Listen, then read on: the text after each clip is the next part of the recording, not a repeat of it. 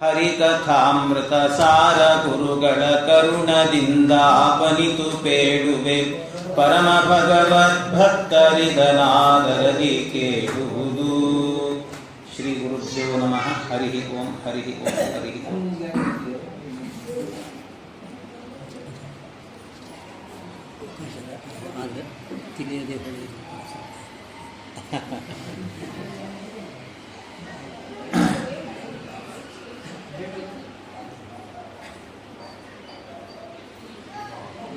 ಭಗವಂತನ ವಾಮನಾವತಾರದ ಚಿಂತನೆಯನ್ನು ನಡೆಸ್ತಾ, ಭಗವಂತನಿಗೆ ವಾಮನಾವತಾರದಲ್ಲಿ ಅವನ ಉಪನಯನ, ಭಗವಂತನಿಗೆ ಉಪನಯನ ಆಯಿತು ಅನ್ನುವಾಗ ಆ ಉಪನಯನದ ಕರ್ತವ್ಯಗಳೇನು, ತಂದೆಯ ಕರ್ತವ್ಯ ಏನು, ಉಪನಯನ ಮಾಡಬೇಕಾಗಿರುವಂಥ ತಂದೆ ಹೇಗಿರಬೇಕು, ಮಾಡಿಸಿಕೊಳ್ಳುವಂಥ ಒಟ್ಟು ಹೇಗಿರಬೇಕು, ಒಟುವಿನ ಕರ್ತವ್ಯ ಏನು ಅಂತ ಹೇಳ್ತಾ, ಒಟ್ಟು ಉಪನಯನದಲ್ಲಿ ಆಗುವಾಗ ಅದರ ಉಪನಯನದ ಗರ್ಭದಲ್ಲಿ ಅನೇಕ ಪ್ರಕ್ರಿಯೆಗಳಿದ್ದಾವೆ ಅಂತ ನಾನು ಆರಂಭದಲ್ಲಿ ಹೇಳಿ ಒಂದೊಂದಕ್ಕೂ ವಿವರಣೆಯನ್ನು ಕೊಡ್ತಾ ಹೋಗಿದ್ದೆ. ಅದನ್ನು ಸಂಕ್ಷೇಪವಾಗಿ ಹೇಳ್ತಾ ಇದ್ದೇನೆ. ಮೊದಲಿಗೆ ಮಾಡಬೇಕಾಗಿರುವಂತಹದ್ದು ಮಂಗಳ ಸ್ನಾನ. ಮಂಗಳ ಸ್ನಾನ ಅಂದರೆ ವಟುವಿಗೆ ಮೈಯೆಲ್ಲ ಚಂದದಿಂದ ಎಣ್ಣೆಯನ್ನು ಬೆರೆಸಿದಂತ, ಅಂದರೆ ಎಣ್ಣೆ ಅರಿಶಿಣವನ್ನು ಬೆರೆಸಿ ವಟುವಿನ ಮೈಗೆ ಹಚ್ಚಿ ತಾಯಿ, ಅಕ್ಕ ತಂಗಿಯರು, ಅಜ್ಜಿ ಎಲ್ಲರೂ ಸೇರಿ ಅವನಿಗೊಂದು ಆರತಿಯನ್ನು, ಕದಲಾರತಿ ಅಂತ ಮಾಡಿ ರಂಗದಲ್ಲಿ ಹಾಕಿದ ಚಾಪೆಯ ಮೇಲೆ ಕೂಡಿಸಿ ಅವನಿಗೆ ಒಂದು ವಿಶೇಷವಾದಂಥ ಭಾವನೆ ಅವನ ಮನಸ್ಸಿನಲ್ಲಿ, ನನಗೇನೋ ವಿಶೇಷವಾಗಿ ಮಾಡ್ತಾ ಇದ್ದಾರೆ ಎನ್ನುವಂಥ, ನನ್ನ ಕಾರ್ಯಕ್ರಮ ಇದು ಅನ್ನುವ ಭಾವನೆ ಅಲ್ಲಿಂದ ಆರಂಭ ಆಗಬೇಕು. ಹಾಗೆ ಮಾಡಿ ನಂತರದಲ್ಲಿ ಮಂಗಳ ಸ್ನಾನವನ್ನು ಮಾಡಿಸಬೇಕು. ಹದವಾದ ಬಿಸಿ ನೀರಿನಲ್ಲಿ, ಅತಿ ಬಿಸಿ ಇರಬಾರದು, ಅತಿ ತಣ್ಣಗಿರಬಾರದು, ಹದವಾದ ಬಿಸಿ ನೀರಿನಲ್ಲಿ ಸ್ನಾನವನ್ನು ಮಾಡಿಸಬೇಕು. ಇದೆಲ್ಲ ಮಂಗಳ ಸ್ನಾನ ಅಂತ ಕರೆಸಿಕೊಳ್ಳುತ್ತೆ. ಆಮೇಲೆ ಅವನಿಗೆ ಒಳ್ಳೆಯ ಬಟ್ಟೆಯನ್ನು ಉಡಿಸಿ ಮಾಡಿ ತಂದೆ ತಾಯಿಗಳ ಜೊತೆಯಲ್ಲಿ ಪುಣ್ಯಾಹ ವಾಚನ ಅನ್ನುವಂಥ ಕರ್ಮವನ್ನು ಮಾಡಬೇಕು. ಪುಣ್ಯಾಹ, ಅಗಾಹ ಅನ್ನುವಂಥ ಶಕ್ತಿಯನ್ನ, ಅದು ವಿಘ್ನವನ್ನು ಮಾಡುವಂಥ ಶಕ್ತಿ. ಭೂಮಿಯ ಒಳಗಿನಿಂದ ಅಗಾಹ ಅನ್ನುವಂಥ ಒಂದು ಶಕ್ತಿ ಮೇಲೆ ಬರ್ತಾ ಇರುತ್ತೆ. ಅದು ಸತ್ಕರ್ಮಗಳಿಗೆ ವಿಘ್ನವನ್ನು ಮಾಡುತ್ತದೆ. ಸತ್ಕರ್ಮಕ್ಕೆ ವಿಘ್ನ ಆಗಬಾರದು ಅನ್ನೋದಕ್ಕೋಸ್ಕರವಾಗಿ ಪುಣ್ಯಾಹ ವಾಚನವನ್ನು ಮಾಡಿ ಮಂತ್ರದಿಂದ ಅಭಿಮಂತ್ರಿತವಾದಂಥ ನೀರನ್ನು ಎಲ್ಲ ಕಡೆ ಪ್ರೋಕ್ಷಣೆ ಮಾಡುವಾಗ 8 ದಿಕ್ಕುಗಳಿಗೆ ಪ್ರೋಕ್ಷಣೆ ಮಾಡಲಿಕ್ಕೆ ಇರುತ್ತೆ. ಅಪಾನಶೋಷೂಚದಗಮಜ್ಞೇ ಶುಶುಭ್ಯಾರಜಿಂ ಅಪಾನಶೋಷೂಚದಘಂ ಅಪಾನಹ ಅಪನಹ ಶೋಷಿಚತ್ ಅಘಂ. ಅಘಂ ಅಂದರೆ ಪಾಪವನ್ನೆಲ್ಲವನ್ನು ಕೂಡ ಶೋಷಣೆ ಮಾಡಿ ಹಾಕುವಂತ ಪ್ರಾರ್ಥನೆ ಮಾಡುವಂತ ಮಂತ್ರಗಳು. ಆಮೇಲೆ ನಂತರದಲ್ಲಿ ನಾಂದಿ ಸ್ಥಾಪನ ಅಂತ ಮಾಡಬೇಕು. ನಾಂದಿ ಸ್ಥಾಪನ ಅಂದರೆ ನಾಂದಿ ಶ್ರಾದ್ದ ಅಥವಾ ನಾಂದಿ ಸಮಾರಾಧನೆ ಅಂತ ಹೇಳುತ್ತಾರೆ. ಆ ನಾಂದಿ ಸಮಾರಾಧನೆಯನ್ನು ಮಾಡಬೇಕು. ಅದರಲ್ಲಿ ನಮ್ಮ ಪಿತೃಗಳನ್ನೆಲ್ಲರನ್ನು ಕೂಡ ಆವಾಹನೆ ಮಾಡಿ ಅವರ ಎದುರಲ್ಲಿ ಈ ಸತ್ಕರ್ಮ ಎನ್ನುವಂತಹದ್ದು ನಡೆಯಬೇಕು. ಎಲ್ಲಿ ತನಕ ಅಂದ್ರೆ ಈ ಉಪನಯನದ ಪೂರ್ಣ ಕೆಲಸ ಮುಗಿಯೋ ತನಕಲ್ಲೂ ಕೂಡ ವಿಸರ್ಜನೆ ಇಲ್ಲ. ಅವರ ಸಮ್ಮುಖದಲ್ಲಿ ಅವರ ಆಶೀರ್ವಾದದಿಂದಲೇ, ಪಿತೃಗಳ ಅನುಗ್ರಹದಿಂದ ಈ ಕರ್ಮವನ್ನು ಮಾಡಬೇಕಂತೆ. ಇದು ನಾಂದಿ ಶ್ರಾದ್ದ. ನಾವು ಮತ್ತೆ ಬೇರೆ ಮಾಡೋದನ್ನ ಅದನ್ನ ಮಾಸಿಕ ಅಥವಾ ಸಾಂವತ್ಸರಿಕ ಶ್ರಾದ್ದ ಅಂತ ಹೇಳ್ತೀವಿ. ಇದು ನಾಂದಿ ಶ್ರಾದ್ದ ಅಂತ. ಎಲ್ಲ ಕಡೆಗೂ ಶ್ರಾದ್ದ ಬೇಕು. ಶ್ರಾದ್ದ ಇಲ್ಲದ ಬಹಳ ಜನ ಶ್ರಾದ್ದ ಅಂದ ಕೂಡಲೇ ಹೆದರಿ ಬಿಡ್ತಾರೆ. ಏನೋ ಇದು ಮೈಲಿಗೆ ಕೆಲಸ ಅಂತ. ಪರಮ ಮಂಗಳವಾದಂಥ ಕಾರ್ಯ. ಪರಮ ಮಂಗಳ ಯಾವುದೇ ಆಗಿರ್ಬೋದು, ಪಿಂಡ ಪ್ರದಾನದಿಂದ ಹಿಡ್ಕೊಂಡು ನಾಂದಿ ಶ್ರಾದ್ದದ ತನಕಲ್ಲೂ ಕೂಡ ಪರಮ ಮಂಗಳ ಕಾರ್ಯ ಅಂತ ಹೇಳಿದ್ದಾರೆ ಶ್ರಾದ್ದ ಅಂದ್ರೆ. ಹಾಗೆ ಆ ಮಂಗಳ ಕಾರ್ಯವನ್ನು ಮಾಡಬೇಕು. ಆಮೇಲೆ ಮಾತೃಭೋಜನವನ್ನು ಮಾಡಬೇಕು ಅಂತ ಹೇಳಿದೆ. ಮಾತೃಭೋಜನದ ಕಾರ್ಯಕ್ರಮ ಇರುತ್ತೆ. ಅದು ಮಾತೃಭೋಜನದಲ್ಲಿ ವಿಶೇಷ ಅಂತ ಹೇಳಿದ್ರೆ ಅವನು ತಿಂದ ನಂತರವೇನೆ ಗಾಯತ್ರಿ ಮಂತ್ರದ ಉಪದೇಶವನ್ನು ಪಡೆಯಲಿಕ್ಕಿರೋದು. 2 ಸಂದರ್ಭವನ್ನು ವಿಧಾನ ಮಾಡುತ್ತಾರೆ. ಒಂದು ವಿವಾಹದ ಕಾಲ, ಮತ್ತೊಂದು ಈ ಉಪನಯನದ ಕಾಲ. ಹುಡುಗನಾದವನು ತಿಂದು ವಿವಾಹ ಮಾಡಿಕೊಳ್ಳಬೇಕು. ಕನ್ಯೆಯ ಪಾಣಿಗ್ರಹಣವನ್ನು ಮಾಡಬೇಕಾದ್ರೆ ಸ್ವಲ್ಪ ಏನಾದರೂ ಹೊಟ್ಟೆಗೆ ತಗೊಳ್ಬೇಕಂತ. ಭುಕ್ತ್ವಾ ಕನ್ಯಾಂ ಪ್ರಗೃಹ್ಣೀಯಾತ್ ಗಾಯತ್ರಿ ಗ್ರಹಣಂ ತಥಾ ಅಂತ ಹೇಳಿದ್ದಾರೆ. ಭುಕ್ತ್ವ ತಿಂದು ಅವನು ಕನ್ಯಾ ಪಾಣಿಗ್ರಹಣ ಮಾಡಬೇಕು ಅಂತ. ಅದಕ್ಕೆಲ್ಲ ಕಾರಣ ಹೇಳಿದ್ದೇನೆ ಯಾಕೆ ಅಂತ. ಇನ್ನು ಅದರ ಜೊತೆಗೆ ಅದು ತಿಂದಾದ ನಂತರ ವಪನ, ಅವನಿಗೆ ತಲೆ ಬೋಳಿಸಬೇಕಂತೆ. ಅದು ಗೋಪಾದದಷ್ಟು ದೊಡ್ಡದಾಗಿರುವಂತ ಜುಟ್ಟನ್ನು ಬಿಡಬೇಕು. ಅದನ್ನ ಮಾಡುವಾಗಲೂ ಕೂಡ ಅವನಿಗೆ ಒಂದು ಬಟ್ಟೆಯನ್ನ ಹಾಸಿ ಅದರ ಮೇಲೆ ಒಟುವನ್ನ ಕೂಡಿಸಿ ಪೂರ್ವಾಭಿಮುಖನಾಗಿ ಒಟ್ಟು ಕೂತ್ಕೊಳ್ಬೇಕು, ಪಶ್ಚಿಮಾಭಿಮುಖನಾಗಿ ಈ ಕ್ಷೌರಿಕ ನಾಪಿತ ಅವನು ಕೂತ್ಕೊಳ್ಬೇಕು. ಅವನು ಕೂತ್ಕೊಂಡಾಗ ಅವನ ತಲೆಯ ಕೂದಲನ್ನು ತೆಗೆಯುವಾಗಲೂ ಕೂಡ ಉತ್ತರದಿಂದ ದಕ್ಷಿಣಕ್ಕೆ ಬರಬೇಕು. ಈ ಕ್ರಮದಲ್ಲಿ ಅದನ್ನ ತಲೆ ಕೂದಲನ್ನು ತೆಗಿಲಿಕ್ಕೂ ಕೂಡ ಕ್ರಮಗಳಿಲ್ಲ. ಹಾಗೆ ಅದನ್ನು ತೆಗಿಬೇಕಾದ್ರೆ ಇವತ್ತಿನ ಶಾಂಪೂ, ಸಾಬೂನು ಇದನ್ನೆಲ್ಲ ಹಚ್ಚಬಾರದು. ಅದಕ್ಕೆ ಒಂದು ಮೊಸರು ಇಲ್ಲ ಅಂದ್ರೆ ಬೆಣ್ಣೆ ಇವುಗಳನ್ನು ಹಚ್ಚಿ ಅದರ ಮೂಲಕವಾಗಿ ತಲೆಯನ್ನ ಹದಗೊಳಿಸಿ ಅದು ಮೃದುವಾಗಿರಬೇಕು, ಹಿಂಸೆ ಆಗಬಾರದು ಒಟುವಿಗೆ. ಆ ರೀತಿಯಲ್ಲಿ ಅದನ್ನು ಮಾಡಬೇಕು. ಇದೊಂದು. ಆಮೇಲೆ ಅವನ ಕೈಗೆ ಉತ್ತರೀಯ ಅಂದ್ರೆ ಉತ್ತರೀಯವನ್ನು ತೊಡಸ್ಲಿಕ್ಕಿರುತ್ತೆ. ಆಮೇಲೆ ಕೈಯಲ್ಲಿ ಅಜಿನ ಅಂತ, ಅದರ ಜೊತೆಗೆ ಉಪವೀತಿ ಧಾರಣ. ಉಪವೀತಿ ಧಾರಣ ಅನ್ನುವಂಥದ್ದು ಅದು ಹೃದಯ ಭಾಗ ಉಪನಯನದಲ್ಲಿ, ಅದನ್ನು ಮಾಡಬೇಕು. ಆಮೇಲೆ ಉಪನಯನ ಹೋಮ ಅಂತ ಮಾಡಬೇಕು, ಅವಕ್ಷಾರಣ, ಆಮೇಲೆ ಅಗ್ನಿ ಕಾರ್ಯ. ಪುರೋಹಿತ ಮತ್ತು ಅಗ್ನಿ ಎರಡರ ಮಧ್ಯದಲ್ಲಿ ಓಡಾಡಿಕೊಂಡು ಮಾಡುವಂಥ ಕೆಲಸ. ಪುರೋಹಿತನಿಗೆ ಅಗ್ನಿ ಎದುರಲ್ಲಿದ್ದಾಗ ಯಾರಿಗೂ ಓಡಾಡ್ಲಿಕ್ಕೆ ಅಧಿಕಾರ ಇಲ್ಲ, ಆದರೆ ಈ ಬ್ರಹ್ಮಚಾರಿಗೆ ಮಾತ್ರ ಅಧಿಕಾರ ಅವತ್ತಿನ ದಿವಸ. ಹಾಗಾಗಿ ಆ ಒಟುವು ಅಲ್ಲಿ ಕೂತ್ಕೊಂಡು ಅಗ್ನಿ ಕಾರ್ಯವನ್ನು ಮಾಡಬೇಕು. ನಂತರದಲ್ಲಿ ಮತ್ತೊಂದು ಹೃದಯ ಭಾಗ ಅಂತ ಹೇಳಿದ್ರೆ ತಂದೆಯಿಂದಾಗಿ ಅವತ್ತಿನ ತನಕಲ್ಲೂ ಕೂಡ ಜನ್ಮ ಕೊಟ್ಟ ತಂದೆ ಆಗಿರ್ತಾನೆ. ಆವತ್ತು ಯಾವತ್ತು ಉಪನಯನ ಮಾಡ್ತಾನೆ ಆವತ್ತಿನಿಂದ ಗುರುಸ್ಥಾನವನ್ನು ಕೂಡ ಪಡೀತಾನೆ. ಗಾಯತ್ರಿ ಮಂತ್ರದ ಉಪದೇಶವನ್ನು ಮಾಡಬೇಕು. ಆ ಉಪದೇಶ ಮಾಡಬೇಕಾದ್ರೂ ಕೂಡ ತಂದೆಗೆ ಒಂದು ಅಧಿಕಾರ ಇದೆ ಅಂತ ಹೇಳ್ತಾರೆ. ಅಂದ್ರೆ ಅವನಿಗೆ ಆ ಅರ್ಹತೆ ಬರಬೇಕಲ್ಲ, ತಂದೆಗೆ ಅರ್ಹತೆ ಬರಬೇಕು ಅಂತ ಆದ್ರೆ ಅವನಿಗೂ ಒಂದಷ್ಟು ಕರ್ತವ್ಯಗಳನ್ನು ಹೇಳಿದ್ದಾರೆ. ಏನ್ ಮಾಡಬೇಕು ಅಂತ.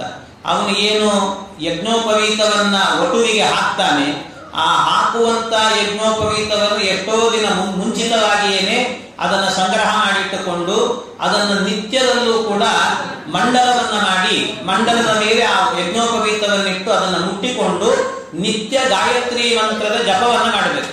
ನಿತ್ಯ ಗಾಯತ್ರಿ ಮಂತ್ರದ ಜಪ ಕನಿಷ್ಠ ಹೇಳಿರುವಂತಹದ್ದು 10,000, ಗರಿಷ್ಠ ಅಂತ ಹೇಳಿದ್ರೆ 1,00,000. ಇಷ್ಟು ಗಾಯತ್ರಿ ಮಂತ್ರದ ಜಪವನ್ನ ಮಾಡಿ ಅಭಿಮಂತ್ರಿತವಾದಂತ ಏನು ಯಜ್ಞೋಪವೀತ ಇದೆ ಅದೇ ಯಜ್ಞೋಪವೀತವನ್ನ ಒಟುವಿನ ಆ ದೇಹದ ಮೇಲೆ ಹಾಕಬೇಕು ಅಂತಿರುವ ಕ್ರಮ. ಹೀಗೆ ಸೂರ್ಯನಿಗೆ ತೋರಿಸಿಕೊಂಡು ಅದನ್ನ ಹಾಕುವಂತಹದ್ದು ಅಂತ. ಅದನ್ನ ಅದೇ ರೀತಿಯಲ್ಲಿ ಯಜ್ಞೋಪವೀತಂ ಪರಮಂ ಪವಿತ್ರಂ ಪ್ರಜಾಪತಿಯ ಸಹಜಂ. ಅದು ಬ್ರಹ್ಮದೇವರಿಗಾಗುವಾಗ ಚತುರ್ಮುಖ ಬ್ರಹ್ಮದೇವರಿಗೆ ಹುಟ್ಟುತ್ತಲೇ ಅವನ ದೇಹದಲ್ಲಿ ಜನಿವಾರ ಇತ್ತಂತೆ. ಹುಟ್ಟುತ್ತಾನೆ ಅವನಿಗೆ. ಅದು ಪ್ರಜಾಪತಿಯ ಸಹಜಂ ಪುರಸ್ತಾತ್ ಅಂತ, ಸಹಜವಾಗೇ ಇತ್ತು ಅಂತ ಅವನಿಗೆ ಉಪನಯನ. ಎಲ್ಲಾದ್ರೂ ಕೇಳಿದ್ದೀರ ಕಥೆಯಲ್ಲಿ? ನಾವು ಬೇರೆಯವರಿಗೆಲ್ಲ ಕೇಳಬಹುದು ಬೇಕಾದ್ರೆ. ಮಧ್ವಾಚಾರ್ಯ ಅವತಾರ ಮಾಡಿದಾಗ ಉಪನಯನದ ಕಥೆ ಕೇಳ್ತೀವಿ, ಎಲ್ಲ ಬರುತ್ತದೆ. ಭೀಮಸೇನ ದೇವರಿಗೆ ಉಪನಯನದ ಕಥೆ ಕೇಳ್ತೀವಿ. ಆದರೆ ಬ್ರಹ್ಮದೇವರಿಗೆ ಹಾಗಲ್ಲ. ಪ್ರಜಾಪತಿಗೆ ಸಹಜವಾಗೇ ಇತ್ತಂತೆ. ಹುಟ್ಟುತ್ತಾನೆ ಅವರಿಗೆ ಆ ಜನಿವಾರ ಎನ್ನುವಂತಹದ್ದು ಒಳಗೆ ಬಂದಿತ್ತು. ಆ ರೀತಿ ಇದ್ದಂತ ಮಹಾತ್ಮರವರು. ಆದ್ರಿಂದ ಅಲ್ಲಿ ವಿಶೇಷವಾಗಿ ಬ್ರಹ್ಮದೇವರನ್ನ ಪ್ರಾರ್ಥನೆ ಮಾಡಿಕೊಂಡು ಆ ಗಾಯತ್ರಿ ಮಂತ್ರದ ಜಪದಿಂದ ಅಭಿಮಂತ್ರಿತವಾದಂತಹ ಏನು ಯಜ್ಞೋಪವೀತ ಇರುತ್ತೆ ಅದನ್ನು ಧಾರಣೆ ಮಾಡಬೇಕು. ಅದಕ್ಕೆ ಅವತ್ತಿನ ದಿವಸ ಅವನಿಗೆ ಗಾಯತ್ರಿ ಉಪದೇಶ ಮಾಡಬೇಕಾದ್ರೆ ಮೊದಲು ಗಾಯತ್ರಿ ಮಂತ್ರ ತಂದೆಗೆ ಗೊತ್ತಿರಬೇಕು, ಸರಿಯಾಗಿ ಹೇಳ್ಕೊಡ್ಬೇಕಲ್ಲ ಮಗನಿಗೆ. ಉಪದೇಶ ಮಾಡಬೇಕಾದ್ರೆ ತಪ್ಪು ಹೇಳ್ಕೊಡ್ಬಾರ್ದು. ಮತ್ತೆ ಅದರಿಂದ ಸರಿಯಾಗಿ ಹೇಳ್ಕೊಡ್ಬೇಕು. ಸರಿಯಾಗಿ ಹೇಳ್ಕೊಡ್ಬೇಕಾದ್ರೆ ಗಾಯತ್ರಿ ಮಂತ್ರದ ಸರಿಯಾದ ಉಚ್ಚಾರಣೆ ಅವನಿಗೆ ಗೊತ್ತಿರಬೇಕು. ಎಲ್ಲಿ ಕಾಮ ಹಾಕಬೇಕು, ಎಲ್ಲಿ ಫುಲ್ ಸ್ಟಾಪ್ ಹಾಕಬೇಕು, ಯಾವ ರೀತಿ ಹೇಳಬೇಕು ಮಂತ್ರವನ್ನ, ಇದು ಸರಿ ಇದೆಯೋ ತಪ್ಪು ಎಲ್ಲ ಗೊತ್ತಿರಬೇಕಲ್ಲ. ಪಂಚಾವಸಾನ ಗಾಯತ್ರಿ ಪಂಚಪಾತಕ ನಾಶಿನಿ ಅಂತ. ಪಂಚಾವಸಾನ 5 ಕಡೆಯಲ್ಲಿ ಓಂ ಅಲ್ಲಿ ಒಂದು ಸ್ಟಾಪ್, ಆಮೇಲೆ ಭೂರ್ಭುವಸ್ವ ಅಲ್ಲಿಗೊಂದು, ತತ್ಸವಿತುರ್ವರೇಣ್ಯಂ ಅಲ್ಲಿಗೊಂದು, ಭರ್ಗೋ ದೇವಸ್ಯ ಧೀಮಹಿ, ಆಮೇಲೆ ಧಿಯೋಯೋನ ಪ್ರಚೋದಯ. ಹೀಗೆ 5 ಕಡೆಯಲ್ಲಿ ನಿಲ್ಲಿಸಿ ಹೇಳುವಂತಹದ್ದು ಪಂಚ ಅವಸಾನ ಗಾಯತ್ರಿ ಅಂತ ಹೇಳ್ತಾರೆ. ಹೀಗೆ ಪಂಚಾವಸಾನವನ್ನು ಮಾಡಿಕೊಂಡು ಗಾಯತ್ರಿ ಮಂತ್ರದ ಉಪದೇಶವನ್ನ ಮಾಡಬೇಕು ಅಂತ ಹೇಳಿದ್ದಾರೆ. ಇಂಥ ಉಪದೇಶ. ಆಮೇಲೆ ಅವನಿಗೆ ಮೇಖಲ ಅಂದ್ರೆ ದಂಡಧಾರಣೆಯನ್ನು ಮಾಡತಕ್ಕಂಥದ್ದು. ಮೇಖಲೆಯನ್ನು ಮಾಡೋದು ದಂಡಧಾರಣೆ. ಆಮೇಲೆ ಅವನಿಗೆ ಒಂದಷ್ಟು ಶಿಕ್ಷಣ ಅಂದ್ರೆ ಉಪದೇಶಗಳನ್ನೆಲ್ಲ ಮಾಡಬೇಕು. ಅವನಿಗೆ ಉಪದೇಶಗಳನ್ನು ಮಾಡಿ ಯಾವ ರೀತಿ ಇರಬೇಕು, ಇನ್ನು ಮುಂದೆ ಅವನಿಗೆ ಹೇಳಬೇಕು. ಇವತ್ತು ಮಾತೃಭೋಜನದಲ್ಲಿ ತಾಯಿಯ ಜೊತೆಗೆ ಊಟ ಮಾಡಿದ್ದೀರಿ, ಇನ್ನು ಮುಂದೆ ತಾಯಿ ನಿನಗೆ ಕೈ ತುತ್ತು ಹಾಕ್ತೇನೆ, ಊಟ ಮಾಡಿಸ್ತೇನೆ ಅಂದ್ರೆ ಬೇಡಮ್ಮ, ನನಗೆ ಉಪನಯನ ಆಗಿದೆ, ಇನ್ನು ಮೇಲೆ ನಾನೇ ಪರಿಷೇಕವನ್ನ ಮಾಡಿಕೊಂಡು ಚಿತ್ರಾಹುತಿಯನ್ನು ಇಟ್ಟು ಭೋಜನವನ್ನ ಮಾಡ್ತೇನೆ ಅಂತ ತಾಯಿಗೆ ಮಗನೇ ಹೇಳಬೇಕು. ಅಷ್ಟರ ಮಟ್ಟಿಗೆ ಇದನ್ನೆಲ್ಲ ಅವನಿಗೆ ಉಪದೇಶ ಮಾಡಬೇಕಂತೆ. ಆವತ್ತಿನಿಂದಲೂ ಕೂಡ ಕಾಮಭಕ್ಷಣ ಎನ್ನುವಂತಹದ್ದಿಲ್ಲ. ಕಾಮಭಕ್ಷಣ ಕಂಡಲ್ಲಿ ನಾನು ಊಟ ಮಾಡಿಬಿಡ್ತೀನಿ ಅಂತ ಅನ್ನೋದು, ನಿಂತು ಊಟ ಮಾಡ್ತೇನೆ ಅನ್ನೋದು, ಮಲಿಗೆ ಮಾಡ್ತೇನೆ ಇಂಥದ್ದೆಲ್ಲ ಇಲ್ಲ. ಆ ರೀತಿ ಮಾಡಲ್ಲ. ಅದಕ್ಕೊಂದು ಕ್ರಮ ಅಂತ ಇರುತ್ತೆ. ಅದನ್ನ ಪ್ರಾಣಾಗ್ನಿಹೋತ್ರ ಅಂತ ಆವತ್ತಿನಿಂದಲೂ ಕೂಡ ಮಾಡಬೇಕು. ಹೀಗೆ ಪ್ರಾಣಾಗ್ನಿಹೋತ್ರ ಅನ್ನೋದನ್ನ ಮಾಡಿ ಭೋಜನ ಅನ್ನುವಂತಹದ್ದು ದೊಡ್ಡ ಯಜ್ಞ ಇದು ಅಂತ ಅನುಸಂಧಾನ ಮಾಡಬೇಕು. ಅದನ್ನೆಲ್ಲ ಈ ಹರಿಕಥಾಮೃತಸಾರ ಓದೋರಿಗೆಲ್ಲ ಗೊತ್ತಿರ್ತದೆ. ಭೋಜನ ರಸ ವಿಭಾಗ ಸಂಧಿ ಅಂತ ಒಂದು ಸಂಧಿ ಇದೆ. ಆ ಸಂಧಿಯಲ್ಲಿ ಹೇಳುತ್ತಾರೆ ಯಾವ ರೀತಿಯಲ್ಲಿ ಪರಮಾತ್ಮನನ್ನ ಅನುಸಂಧಾನ ಮಾಡಿಕೊಳ್ಳಬೇಕು ಅಂತ. ಒಂದೊಂದು ಹಂತದಲ್ಲೂ ಕೂಡ ವಾಸುದೇವ ರೂಪಿ ಪರಮಾತ್ಮ ಖಂಡ ಅಂತ ಅನೇಕ ರೂಪಗಳನ್ನು ಹೇಳ್ತಾರೆ. ಖಂಡ ರೂಪಗಳು, ಅಖಂಡ ರೂಪಗಳು ಅಂತ. ಅದು ಆ ರೂಪಗಳಲ್ಲಿ ಒಂದು ಅಖಂಡ ರೂಪ ಅಂದ್ರೆ ನಮ್ಮ ಎಲೆಯಲ್ಲಿ ಒಂದು ರಾಶಿ ಅನ್ನವಿತ್ತು ಅಂದ್ರೆ ಅದರಲ್ಲಿ ಅಖಂಡ ರೂಪದಿಂದ ವಾಸುದೇವ ಇರ್ತಾನೆ. ಒಂದು ತುತ್ತು ತೆಗೆದ್ರೆ ಖಂಡ ರೂಪದಿಂದ ವಾಸುದೇವ ಇರ್ತಾನೆ. ಆ ತುತ್ತಿನಲ್ಲೂ ಅಗಳನ್ನು ತೆಗೆದ್ರೆ ಖಂಡ ರೂಪದಿಂದ ವಾಸುದೇವ ಇರ್ತಾನೆ. ಹೀಗೆ ವಾಸುದೇವ ರೂಪಿ ಪರಮಾತ್ಮನನ್ನ ನಾವು ಒಳಗೆ ಸ್ವೀಕಾರ ಮಾಡ್ತಾ ಇದ್ದೇವೆ, ಅದನ್ನ ಒಳಗೆ ಹಾಕೊಳ್ತಿದ್ದೇವೆ. ಅದು ಏನನ್ನ ನಾವು ತೃಪ್ತರಾಗಬೇಕು ಅಂತಲ್ಲ. ಒಳಗಿರುವಂತ ಭಗವಂತ ವೈಶ್ವಾನರ ನಾಮಕ ಪರಮಾತ್ಮ ಇದ್ದಾನಲ್ಲ, ಅವನಿಗೆ ವೈಶ್ವಾನರ ಅಂತ ಹೆಸರು. ಯಾಕೆ ಅಂದ್ರೆ ವಿಶ್ವದಲ್ಲಿ ಇರುವ ಎಲ್ಲ ನರರ ಒಳಗೂ ಕೂಡ ಅವನಿದ್ದಾನೆ, ಆದ್ರಿಂದ ವೈಶ್ವಾನರ ಅಂತ ಭಗವಂತ. ಹಾಗೆ ಎಲ್ಲರಲ್ಲೂ ಇರುವಂತಹ ಭಗವಂತನಿಗೆ ತೃಪ್ತಿ ಆಗಲಿ ಎನ್ನುವಂತ ದೃಷ್ಟಿಯಿಂದಾಗಿ ಅದನ್ನು ಸ್ವೀಕಾರ. ಅಂದ್ರೆ ಅನ್ನದಲ್ಲಿ ವಾಸುದೇವ ರೂಪಿ ಇದ್ದಾನೆ, ಒಳಗಡೆ ವೈಶ್ವಾನರ ನಾಮಕನಾಗಿ ಭಗವಂತ ಅಗ್ನಿ ಇದ್ದಾನೆ. ಆ ಇಬ್ಬರಿಗೂ ಕೂಡ ಏನಾಗುತ್ತೆ ಅಂದ್ರೆ ಅವನು ಸ್ವೀಕಾರ ಮಾಡುವುದಂದ್ರೆ ಏನು, ಉಳಿದದ್ದು ನಮಗೆ ಕೊಡ್ತಾನೆ. ಅದರಲ್ಲಿ ಒಂದು ಸ್ವಾಖ್ಯ ಅಂತ ಒಂದು ರಸ ಇರುತ್ತೆ. ಅದನ್ನ ಆ ರಸವನ್ನ ಮಾತ್ರ ಸ್ವೀಕಾರ ಮಾಡ್ತಾನಂತೆ ಪರಮಾತ್ಮ. ಸ್ವಾಖ್ಯ ರಸ ಅಂತ ಹೇಳ್ತಾರೆ. ಸ್ವಾಖ್ಯ ರಸ ಅಂದ್ರೆ ಬೇರೆ ಏನಿಲ್ಲ. ನಾವು ನಿತ್ಯ ತಿನ್ನುವಂತಹದ್ರಲ್ಲಿ ನಾವು ಮಾಡಲಿಲ್ಲ ಅಂದ್ರೂ ಅವನು ಮಾತ್ರ ಸ್ವಾಖ್ಯ ರಸ ಸ್ವೀಕಾರ ಮಾಡಿರ್ತಾನೆ. ನಾವು ಅದನ್ನು ಅನುಸಂಧಾನ ಮಾಡಬೇಕು. ಸ್ವಾಖ್ಯ ರಸ ಅಂತ ಹೇಳಿದ್ರೆ ಈ ತುತ್ತಿನಲ್ಲಿ ವಾಸುದೇವ ರೂಪಿ ಇದ್ದಾನೆ ಭಗವಂತ, ಒಳಗೆ ವೈಶ್ವಾನರ ನಾಮಕ ಇದ್ದಾನೆ. ಈ ತುತ್ತು ಹೋಗಿ ಒಳಗಿರುವಂತ ವೈಶ್ವಾನರ ನಾಮಕನನ್ನ ಸೇರುತ್ತೆ. ಸೇರಿದಾಗ ಈ ವಾಸುದೇವ ಮತ್ತು ವೈಶ್ವಾನರ ಇಬ್ಬರು ಐಕ್ಯವನ್ನು ಹೊಂದ್ತಾರೆ. ಈ ಐಕ್ಯ ಚಿಂತನೆಯನ್ನೇ ಸ್ವಾಖ್ಯ ರಸ ಅಂತ ಹೇಳ್ತಾರೆ. ಹೀಗೆ ಇಂಥ ರಸವನ್ನ ಭೋಗ ಮಾಡುತ್ತಾನೆ ಪರಮಾತ್ಮ ಅಂತ ಹೇಳ್ತಾರೆ. ಹೀಗೆ ಪರಿಷೇಕವನ್ನ ಮಾಡದೇನೆ ಭೋಜನವನ್ನು ಮಾಡಲಿಕ್ಕಿಲ್ಲ ಅಂತ ಹೇಳ್ತಾರೆ. ಅದರಲ್ಲಿ ಪರಿಷೇಕ ಮಾಡಿದ ನಂತರ ಅದರಲ್ಲೂ ಕೂಡ ಪರಿಷೇಕ ಅಂತ ಬಹಳ ಜನಕ್ಕೆ ಗೊತ್ತಿರೋದಿಲ್ಲ. ಈ ಊಟಕ್ಕೆ ಕೂತಾಗ ಈ ಮಠಗಳಲ್ಲಿ ಕೆಲವರು ಅರ್ಧಂಬರ್ಧ ಕಲ್ತವರು ಅಂತ ಇರ್ತಾರಲ್ಲ, ಅವರೆಲ್ಲ ನೀವು ಊಟಕ್ಕೆ ಕೂಡ್ತಾ ಇದ್ದಾರೆ ಅಂದ್ರೆ ಪರಿಶಿಂಚಾಮಿ ಮಾಡ್ರಿ ಅಂತ ಹೇಳ್ತಿರ್ತಾರೆ. ಎಲ್ಲ ಪರಿಶಿಂಚಾಮಿ ಮಾಡ್ರಿ ಅಂತ. ಪರಿಶಿಂಚಾಮಿ ಅಂತ ಅದು ತಪ್ಪು, ಅದು ಅಬದ್ಧ. ಯಾಕೆಂದ್ರೆ ಪರಿಶಿಂಚಾಮಿ ಅನ್ನೋದು ಸಂಸ್ಕೃತದಲ್ಲಿ ಅಂದ್ರೆ ಪರಿಷೇಕ ಮಾಡುತ್ತೇನೆ ಅಂತ. ಶಿಂಚಾಮಿ ಅಂತ ಹೇಳಿದ್ರೆ ಅದು ಉತ್ತಮ ಪುರುಷ ಏಕವಚನ. ಪರಿಶಿಂಚಾಮಿ ಅಂತ ಅದು ಉತ್ತಮ ಪುರುಷ ಏಕವಚನವನ್ನು ಪ್ರಯೋಗ ಮಾಡಿ ಪರಿಶಿಂಚಾಮಿ ಮಾಡ್ರಿ ಅಂತ ಹೇಳೋದು. ಪರಿಶಿಂಚಾಮಿ ಮಾಡ್ರಿ ಅಂದ್ರೆ ಅರ್ಥ ಏನಾಗುತ್ತೆ ಅಂದ್ರೆ ಪರಿಷೇಕ ಮಾಡುತ್ತೇನೆ ಮಾಡ್ರಿ ಅಂತ ಅರ್ಥ. ಏನದು ಶಬ್ದಕ್ಕೆ ಅರ್ಥ ಇಲ್ಲ ಅಂತ ಆಗುತ್ತೆ. ಹಾಗಾಗಿ ಪರಿಷೇಕ ಮಾಡಿ ಅಂತ ಹೇಳಬೇಕು. ಪರಿಷೇಕವನ್ನ ಮಾಡಿ ಅಂತ ಅನ್ನಬೇಕು ಹೊರತು ಪರಿಶಿಂಚಾಮಿ ಮಾಡಿ ಅಂತ ಹೇಳಬಾರದು. ಹಾಗೆ ಪರಿಷೇಕವನ್ನ ಮಾಡಬೇಕು. ಪರಿಷೇಕವನ್ನು ಮಾಡಿದಾಗ ಎರಡು ಕ್ರಮ ಇದೆ ಅದರಲ್ಲಿ. ಅಂದ್ರೆ ಕೆಲವರು ಈ ಘಟ್ಟದ ಮೇಲಿನ ಒಂದು ಸಂಪ್ರದಾಯ ಇದೆ, ಘಟ್ಟದ ಕೆಳಗಿನ ಒಂದು ಸಂಪ್ರದಾಯ. ಅಂದ್ರೆ ಈ ಪರಿಷೇಕವನ್ನ ಮಾಡಿದ ನಂತರ ಬ್ರಹ್ಮಚಾರಿಗಳು ಅಲ್ಲಿ ಚಿತ್ರಾಹುತಿಯನ್ನ ಇಡ್ತಾರೆ. ಚಿತ್ರಾಹುತಿಯನ್ನ ಇಟ್ಟು ಅದು ಒಬ್ಬೊಬ್ಬರ ಕ್ರಮ, ಅವರವರ ಸಂಪ್ರದಾಯದಲ್ಲಿ ಹೇಗೆ ಬಂದಿರುತ್ತೆ. 2 ಚಿತ್ರಾಹುತಿ, 4 ಚಿತ್ರಾಹುತಿ, ಒಂದೊಂದು ಕ್ರಮ ಇದೆ ಅಂತೂ. ಆದ್ರೆ ಘಟ್ಟದ ಕೆಳಗಿನ ಕ್ರಮ ಹೇಗೆ ಅಂತ ಹೇಳಿದ್ರೆ ಅಲ್ಲಿ ಚಿತ್ರಾಹುತಿಯೇ ಇರೋದಿಲ್ಲ ಬ್ರಹ್ಮಚಾರಿಗಳು. ಬ್ರಹ್ಮಚಾರಿಗಳಿಗೆ ಚಿತ್ರಾಹುತಿಯ ಅಧಿಕಾರವೇ ಇಲ್ಲ ಅಂತೆ ಅವರಿಗೆ. ಅಂದ್ರೆ ಒಂದು ರೀತಿಯಲ್ಲಿ ಸರಿ ಅದು. ಯಾಕೆ ಅಂದ್ರೆ ಬ್ರಹ್ಮಚಾರಿಯಾಗುವಾಗ ಹೋಮಾಧಿಕಾರ ಇಲ್ಲ ಅಂತ. ಹೋಮಾಧಿಕಾರ ಇಲ್ಲ. ಯಾಕೆ ಅವನಿಗೆ ಅಧಿಕಾರ ಇಲ್ಲ? ಅಗ್ನಿ ಕಾರ್ಯಕ್ಕೆ ಮಾತ್ರ ಅಧಿಕಾರ ಅವನಿಗೆ. ಬೇರೆ ಉಳಿದ ಹೋಮಗಳಿಗೆಲ್ಲ ಅಧಿಕಾರ ಇಲ್ಲ ಅವನಿಗೆ. ವೈಶ್ವದೇವ ಮಾಡ್ಲಿಕ್ಕೆ ಅಧಿಕಾರ ಇಲ್ಲ. ಬೇರೆ ಯಾವ ವೈಶ್ವದೇವರಿಂದ ಹಿಡ್ಕೊಂಡು ಎಲ್ಲಾ ದೊಡ್ಡ ಹೋಮಗಳು ಕೂಡ. ಯಾಕೆಂದ್ರೆ ಆಹುತಿಯ ಅಧಿಕಾರ ಇಲ್ಲ ಅವನಿಗೆ. ಇದು ಚಿತ್ರಾಹುತಿ ಅಂತ ಕೊಡೋದು. ಚಿತ್ರ ಆಹುತಿ, ಚಿತ್ರಾದಿಗಳಿಗೆ, ಚಿತ್ರಾದಿ ದೇವತೆಗಳಿಗೆಲ್ಲ ಆಹುತಿ ಅಂತ ಕೊಡೋದು. ಬಹಳ ಜನ ಗೊತ್ತಿಲ್ಲ. ಚಿತ್ರಾಹುತಿ, ಚಿತ್ರಾವತಿ ಅಂತ ಇರ್ತಾರೆ. ಗಂಗಾವತಿ ಇದ್ದ ಹಾಗೆ ಚಿತ್ರಾವತಿ ಅಂತ ಕರೆದು ಬಿಡ್ತಾರೆ. ಅದು ಹಾಗೆ ಚಿತ್ರಾವತಿ ಅಲ್ಲ, ಅದು ಚಿತ್ರಾಹುತಿ ಅಂತ. ಚಿತ್ರಾಹುತಿ, ಚಿತ್ರ ಆಹುತಿ ಅಂತ ಆಹುತಿಯನ್ನು ಕೊಡುವಂತಹದ್ದು. ಆ ಆಹುತಿಯನ್ನು ಕೊಡ್ಲಿಕ್ಕಿರುವ ಅಧಿಕಾರ ಗೃಹಸ್ಥನಿಗೆ ಮಾತ್ರ. ಆದ್ರಿಂದಾಗಿ ಗೃಹಸ್ಥ ಮಾತ್ರ ಪರಿಷೇಕವನ್ನ ಮಾಡಿ ಅಲ್ಲಿ ಆ ಚಿತ್ರಾಹುತಿಯನ್ನು ಇಡ್ಲಿಕ್ಕೆ ಇರುವಂತಹದ್ದು ಅಂತ. ಆದ್ರೆ ಇಲ್ಲಿ ಘಟ್ಟದ ಮೇಲಿನ ಸಂಪ್ರದಾಯದಲ್ಲಿ ಆಗುವಾಗ ಬ್ರಹ್ಮಚಾರಿಗಳಿಂದಲೂ ಕೂಡ ಚಿತ್ರಾಹುತಿಯನ್ನು ಇಡಿಸ್ತೇವೆ. ಆದ್ರೆ ಚಿತ್ರಾಹುತಿ ಅಂತ ನಿಜವಾಗ್ಲೂ ಇಲ್ಲ ಇಡ್ಲಿಕ್ಕೆ. ಆಹುತಿ ಕೊಡುವ ಅಧಿಕಾರ ಇಲ್ಲ. ಅದಕ್ಕೆ ಏನ್ ಮಾಡೋದಂದ್ರೆ ಆ ಚಿತ್ರಾದಿ ದೇವತೆಗಳೇನಿದ್ದಾರೆ ಅವರಿಗೆ ಬಲಿಯನ್ನ ಕೊಡೋದು ಅಂತ ಅರ್ಥ. ಬಲಿ ಕೊಡೋದು. ಯಾವಾಗಲೂ ಬಲಿ ಕೊಡೋದು ಅಂತ ಹೇಳಿದ್ರೆ ಬಲಿಗೆ ಹೇಗಿರುತ್ತೆ ಅಂದ್ರೆ ಕ್ರಮ, ಮೊದಲೊಂದು ಸರ್ತಿ ನೀರು ಹಾಕಬೇಕು, ಮೊದಲೊಮ್ಮೆ ನೀರು ಹಾಕಿ ಅಲ್ಲಿ ಆಹುತಿಯನ್ನ ಹಾಕಿ ಮತ್ತೆ ಅದರ ಮೇಲೆ ನೀರು ಹಾಕಿದ್ರೆ ಅದು ಬಲಿ ಅಂತ ಲೆಕ್ಕ.